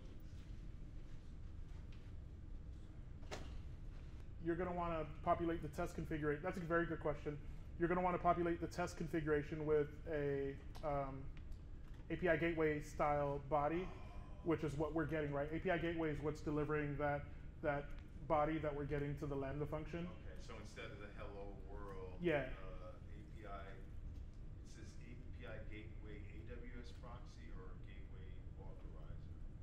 AWS proxy, the first one. Oh, and then it creates the whole, object for you, and then you give it what you need, yes. So if you create your test,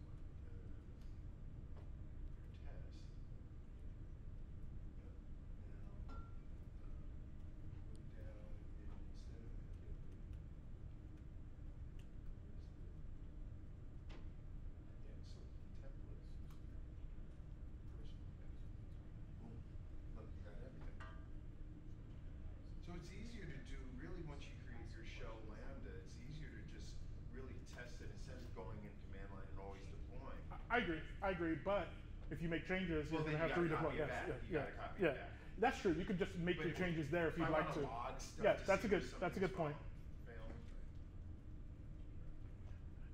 Okay, so I'll just walk through what he's describing right quick. So what he just described is the idea that because your code is right there in the console in Lambda, you could iterate quicker if you just do it through the console, save it, test it, instead of going back through the redeployment cycle. If you're just literally trying to figure out why the code isn't working or what you need to change, you could do that in a very quick iterative process in the console itself to get quicker results. Maybe I'm just a glutton for punishment. I keep redeploying, but yeah, that's a very good point. Yeah, it just felt like I was in the old like batch programming days where you're waiting Yeah. and then you go back and you start looking at your code to. So one of my problems, the reason I don't even think that way, is because I'm writing Go most of the time, and that's a compiled language. I don't get the luxury of having the web IDE kind of like this. So I forgot that was even like one of the functionalities that you have. Does serverless do anything like writing code, like run locally? Say that again? Is serverless able to like run locally at all? Yeah, so with serverless framework, you have these invocation mechanisms to like SLS invoke locally. You could look up the documentation for it to do the invoke. I never use it that way. What I do is when I'm writing my code, I wire it up in a way where I could test my code completely outside of the serverless workflow, get it fully working, and then kind of deploy it and stuff like that. So I create alternative entry points and stuff like that that don't require the full body and stuff like that. You can also use, there's a plugin called Serverless Offline. Serverless offline? Run it locally, and then I think like if you you have it for us set up here. Mm-hmm. Pretty sure with the ARN we put in, because it's like not parameterized or anything, it will hit it. But you can also, I guess, then spin up local versions of stuff. Oh yeah, local, the Dynamo local and stuff like that. Yeah. But you can do offline, will run the Lambda just like it would in the cloud. Cool. I'll have to keep that in mind. So y'all heard that serverless offline is another way to test it without having to redeploy constantly.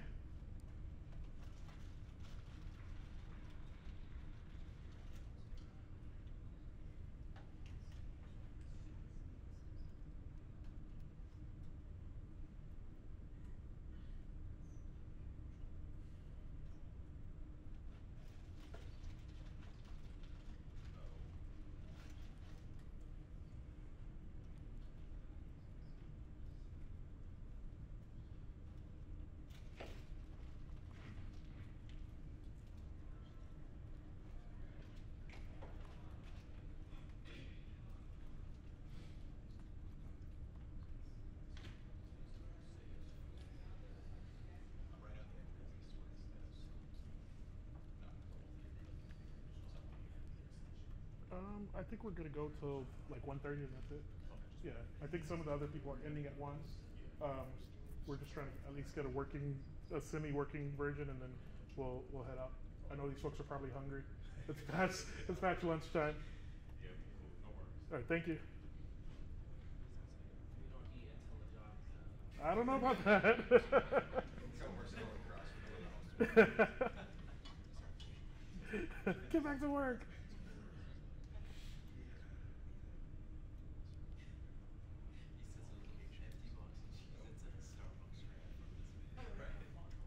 But we can snack before the rest of the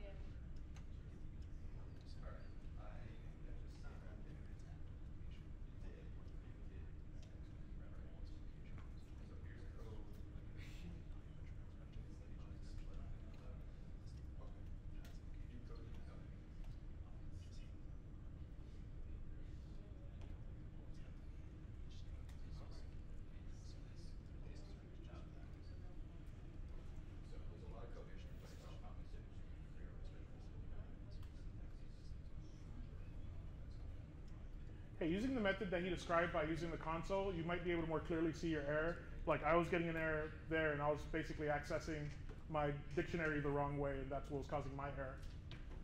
Hi,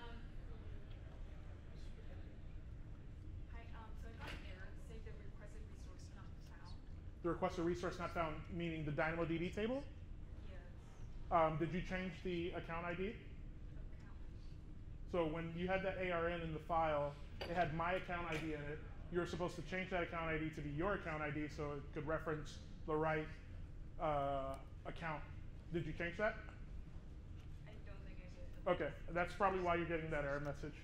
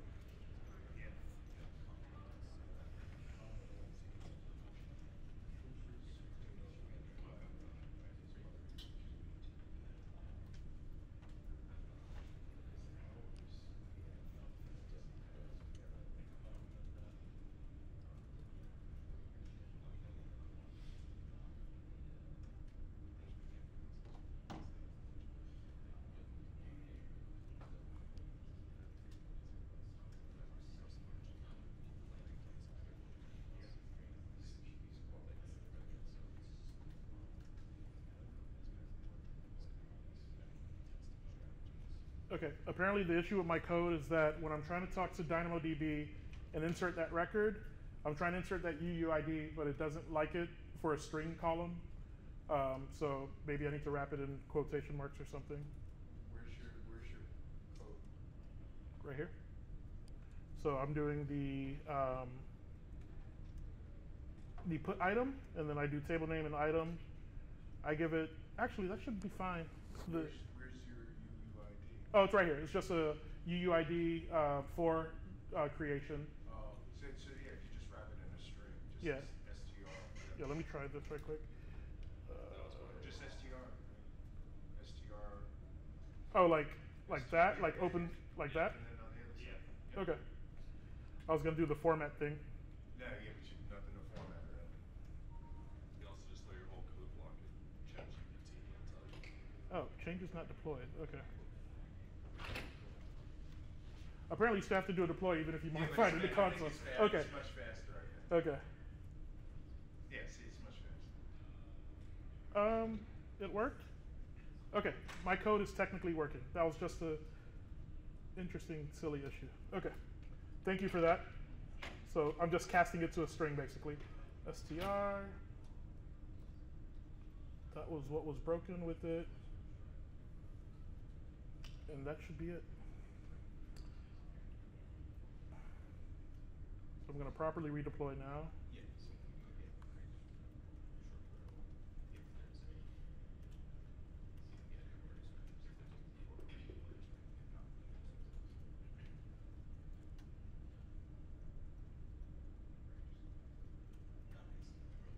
So I guess one of the next steps would have been to wrap it in a cuter domain name or a shorter domain name so that it could actually return the full shortened URL. Right now, all I'm returning is my unique identifier back, and that would need to be joined up with the full URL that's being used in order to get the right response. And you didn't have to set up any imports for your. Yeah, you're right. You're right. Bodo was definitely included there. That's pretty cool.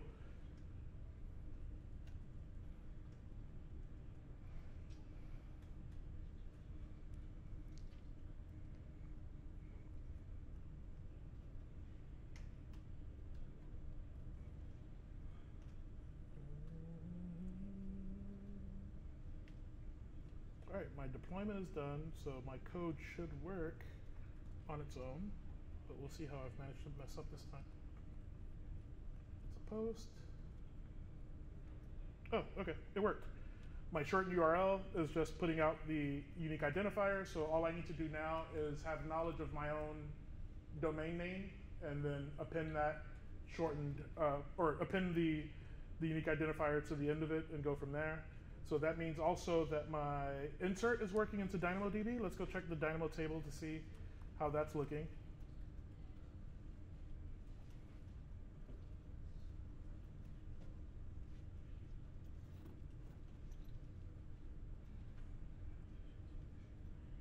Why is this UI so squished?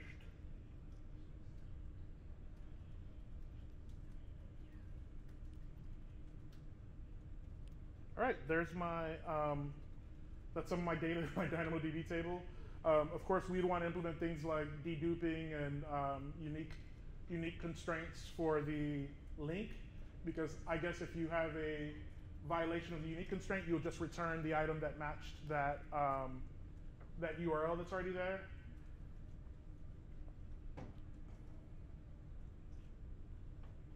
There's another little bug. What is it? Case sensitivity. So for like the really unique constraint or something else? Yeah, well, for your URL, you really want everything up Yeah, in downcase it slash. all. I'll downcase it all, yeah. Yeah, to be the same. And then you might even decide to like lob off the protocol just in case, like HTTP and HTTPS might be able to be interchangeable, but it all depends on the use case. Or ending slash, even an ending slash would be too, Yeah. versus no ending slash. That's a good point.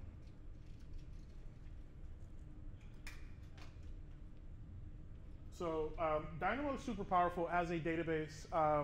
Amazon wrote some really good white papers on Dynamo. They also wrote blog posts about their own journey from Oracle to Dynamo. The reason that Amazon decided to create Dynamo is because they were tired of spilling a bunch of money to Oracle for a database solution, and they needed a solution for their retail side that can handle billions of events per day, and Dynamo was the outcome of that kind of need.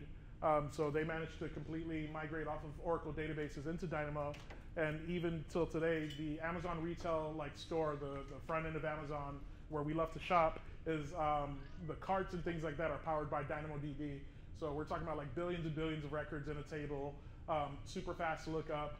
They have some really interesting constraints that they place on you with regards to like scan size and things like that. But those constraints are to enforce performance and make sure that they're not in a situation where Dynamo is slowing down. So you can only scan, I think, up to 1 megabyte at a time of data if you're going through Dynamo, whereas some developers are used to just doing wide table scans and like SQL databases because they either know no better or they're actually looking for something that they're not sure of. But Dynamo has some of those enforcements kind of built in. But it's a great database if you're looking to store information that's fairly bite-sized, or if you have like key value style data, or you have document style data where it's just a known kind of lookup key, whether that's a UUID or something like that, and then you have some JSON payload. Most of your solutions that you'll be writing in Lambda, it's probably fine to use DynamoDB, especially if you're starting a greenfield project. Designing your solution around DynamoDB is probably the best bang for your buck.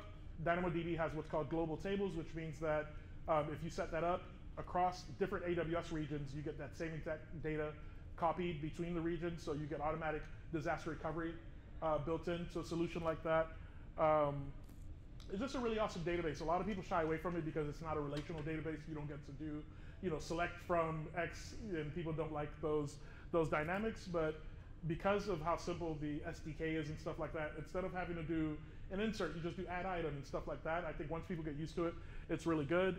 I usually prefer like SQL databases, but whenever I'm doing something in Lambda, it's Dynamo automatically, unless Dynamo has a really good reason to not be used for that. You also have access to AWS RDS, which is their MySQL and Postgres database solution, and they even created something called RDS Proxy, which allows you to have Lambda connections constantly hammering your database without incurring kind of the pain of having your database fall over because it has too many connections. As you can imagine, because Lambda scales the way it does, you could have concurrently 2,000 Lambda functions running the same exact code, and you can imagine what that does to some backend infrastructure that you may have that Lambda function is hitting. So there's a bunch of really cool design patterns that you could put in place with things like serverless, with things like Lambda, with things like step function to completely get rid of whole portions of your existing infrastructure. Most companies, most products, they send monthly newsletters, they send weekly newsletters, they send daily, I don't know, email updates and things like that. Imagine pulling that all out of your application kind of logic and having just a complete separate handler for those things. Amazon takes care of the timing, so you could set up schedules on the Amazon side, and religiously they'll hit you with the right event at that time to do whatever it is. So at my last company, we were a financial tech company. We produced invoicing software, and there were like these monthly report runs and things like that that all of our customers needed. We migrated that workflow into AWS Step functions, plus triggered by the Amazon scheduler, and basically we could say like, okay, at the top of every month we run this workflow, and we could spread it out across thousands of Lambda functions and get better concurrency there. We moved the data set to DynamoDB, which gave us just a crazy amount of scale compared to our old database solution. And every month we used to have downtime because we were going down because these were like really big reports that needed to run. And by moving them to Dynamo, by moving them to Lambda functions, we were able to scale that process out. And we took a process that was taking 30 plus hours to actually complete across all of the users that we had to something that was completing in less than 2 hours after making that move. And the only limiting factor there was the amount of concurrency that we wanted for our Lambda functions. We wanted to cap it at 100 Lambda functions running at a time, but we could have intentionally kind of increased that number if we wanted to get more scalability. Coming from the SRE space, one of my first use cases for Lambda functions was just automating the management and inventorying of cloud resources. We had thousands of instances spread out across a bunch of different accounts, and you want to make sure those accounts have the right tags, that they have the right naming conventions, that they adhere to your company rules. So one of the first Lambda functions I ever wrote just completely went through all of our AWS accounts, pulled every EC2 resource, pulled every RDS database and stuff like that, checked the tags, checked the names, made sure that they had appropriate tags available to them, and they reported back to the to our Slack channel to say like, hey, this is out of compliance and things like that. So people can start off really small, but once you get kind of the lay of the land with serverless, with Lambda, and you kind of get more experience with it, you could start seeing like there are obvious places where it works as a solution. There are places where it's also terrible. Some people have really bad times when they decide to use Lambda for like persistent style workflows where something's running 24/7, something actually needs to run 24/7. Lambda won't be the cheapest solution in that case because there is a premium per millisecond or per second that they charge. And if you're having to run this workload 24/7, you're better off on a traditional EC2 server that has a few copies of the process running, but then you have to be responsible for the operations and maintenance of that infrastructure. So I mentioned AWS Fargate earlier, which is, in my mind, the best of both worlds. You can run your containers in a place where you never have to worry about the servers. AWS takes care of the scheduling, they take care of the high availability, they take care of the disaster recovery, you just have to worry about your container. So in my mind, the next step up from Lambda, if you ever need long-running workloads or if you need workloads that go beyond Lambda's limits, Lambda's current limits is your workload could only run for 15 minutes at a time. So if you have some code that needs more than 15 minutes to complete its operation, you either have to offload state into something like S3 or into a database and then start, you could invoke a new process, which is a kind of silly thing to do. Some people will have their Lambda function run, call a new Lambda function to continue on where it left off at. And I think that's when people start getting too clever for their own good. It's like, just go back to a traditional architecture. So as engineers, it's up to us to identify when it's the right time to use certain solutions and when the wrong time is. But Lambda is a really cool technology. The other clouds have the same thing. They call it different things. Azure has them, Google has them. So just play around with them more on your own time. But think about use cases where you have servers that nobody knows about anymore that's running cron jobs that nobody remembers. Is there a better way to have that? You could manage your Lambdas through Terraform, through CloudFormation, through the serverless framework that we just tried today. It gives us that infrastructure as code that we so badly need to make sure that everybody's aware of this thing and we know exactly how it runs. We know exactly how it's configured. It's not some very advanced DevOps that somebody went in overnight and changed the config for. So I think it helps companies be more mature in the way that they handle their code, the way that they handle their backend processes or processes that people may not have a lot of eyes on. And then for the people that are like more adventurous, it could replace your entire application stack if you like know how to properly use it, how to properly scale it. You could find ways to make it replace your application stack in a cost-effective way, but you have to be mindful of that trade-off, right? You have to make sure that you understand the cost implications of using Dynamo, of using Lambda, of using API gateway, and things like that. Any questions? Oh, yes, you. I have a question. So, for example, if you have like different processor, like M1 chip versus Intel, that other people on the team, and you build your own Lambda with different resources and dependencies, should we put it in Docker or something so that when you deploy, it wouldn't break? Say that again, please. So when you have like different processors and you require different resources, do you put like Lambda in Docker or something to make sure that everybody else on your team, like? Oh, so that for development's sake or for what? For development. I don't personally put like Lambda code into Docker. I guess you could, but this is me going back to Go. It's like I'll run it in like a very lightweight Docker container for my dev environment. But from a team perspective, y'all could use whatever your traditional development mechanisms are, but have a CI/CD pipeline that actually is responsible for deploying the Lambda function, right? You need to treat the Lambda function just like you treat all of your other software. You check it into GitHub or wherever your version control is. It kicks off some kind of CI process. It does its testing. You do the deployment, blue-green or whatever your style of deployment is, and then that function is now the canonical version that's handling user requests. But everything else about your development workflow should be pretty much the same, whether you're using Docker to share configurations and things like that across team members or having very similar development environments. All that should remain the same. The way I like to develop Lambda functions is I will run my local dev environment exactly how I usually run it. I kind of treat Lambda as an afterthought, except for the idea that the event that comes in is the thing that triggers my code. But when I'm testing it locally, I'm triggering it myself, like with integration tests that have the same payload that API gateway would have, and then it behaves the same way you'd expect it to behave, except for the output, which is back to the API gateway format. But everything in between is just your standard run-of-the-mill code that you would write, and you just have to handle that input and output part differently. But everything else should be exactly the same. So if you're used to writing unit tests, you continue to write your unit tests in the same way. I prefer integration tests because I don't like getting that low level with my testing. I'm one of those people who's like, if it works in the macro, it probably works in the micro just fine. But yeah, you should be able to reuse the same practices that you already use. So would you ever deploy it locally, or would you deploy it through CI/CD? You would use CI/CD to deploy it into the cloud, whether you have a staging environment, a pre-production environment, whatever. You would step that deployment through your normal processes. If you believe in continuous integration right into your prod environment, more power to you. It might work, it might not, but as long as you trust your testing and stuff like that, you should be fine. Thank you. Locally, you would just invoke that Lambda and trigger it in your local environment, like you're using an IDE or wherever, so you can run it that way. Yes. Yes, yeah, you can definitely trigger it locally as long as you have the right hooks to like publish the same type of event. Sorry, what were you saying? Yeah, I'm gonna push my code to GitHub, and then that same gist that we've been using, I'll update it later today to have the link to my GitHub repository. But the code works. It's not the prettiest code. I told you Python's not my primary language. I'm actually surprised that I got something done at all. But play around with it more. Try to get a more refined solution. Put a little front end on it or something like that. But continue to explore, continue to be curious, and it should be good to go. That's all I have for today. Thank y'all.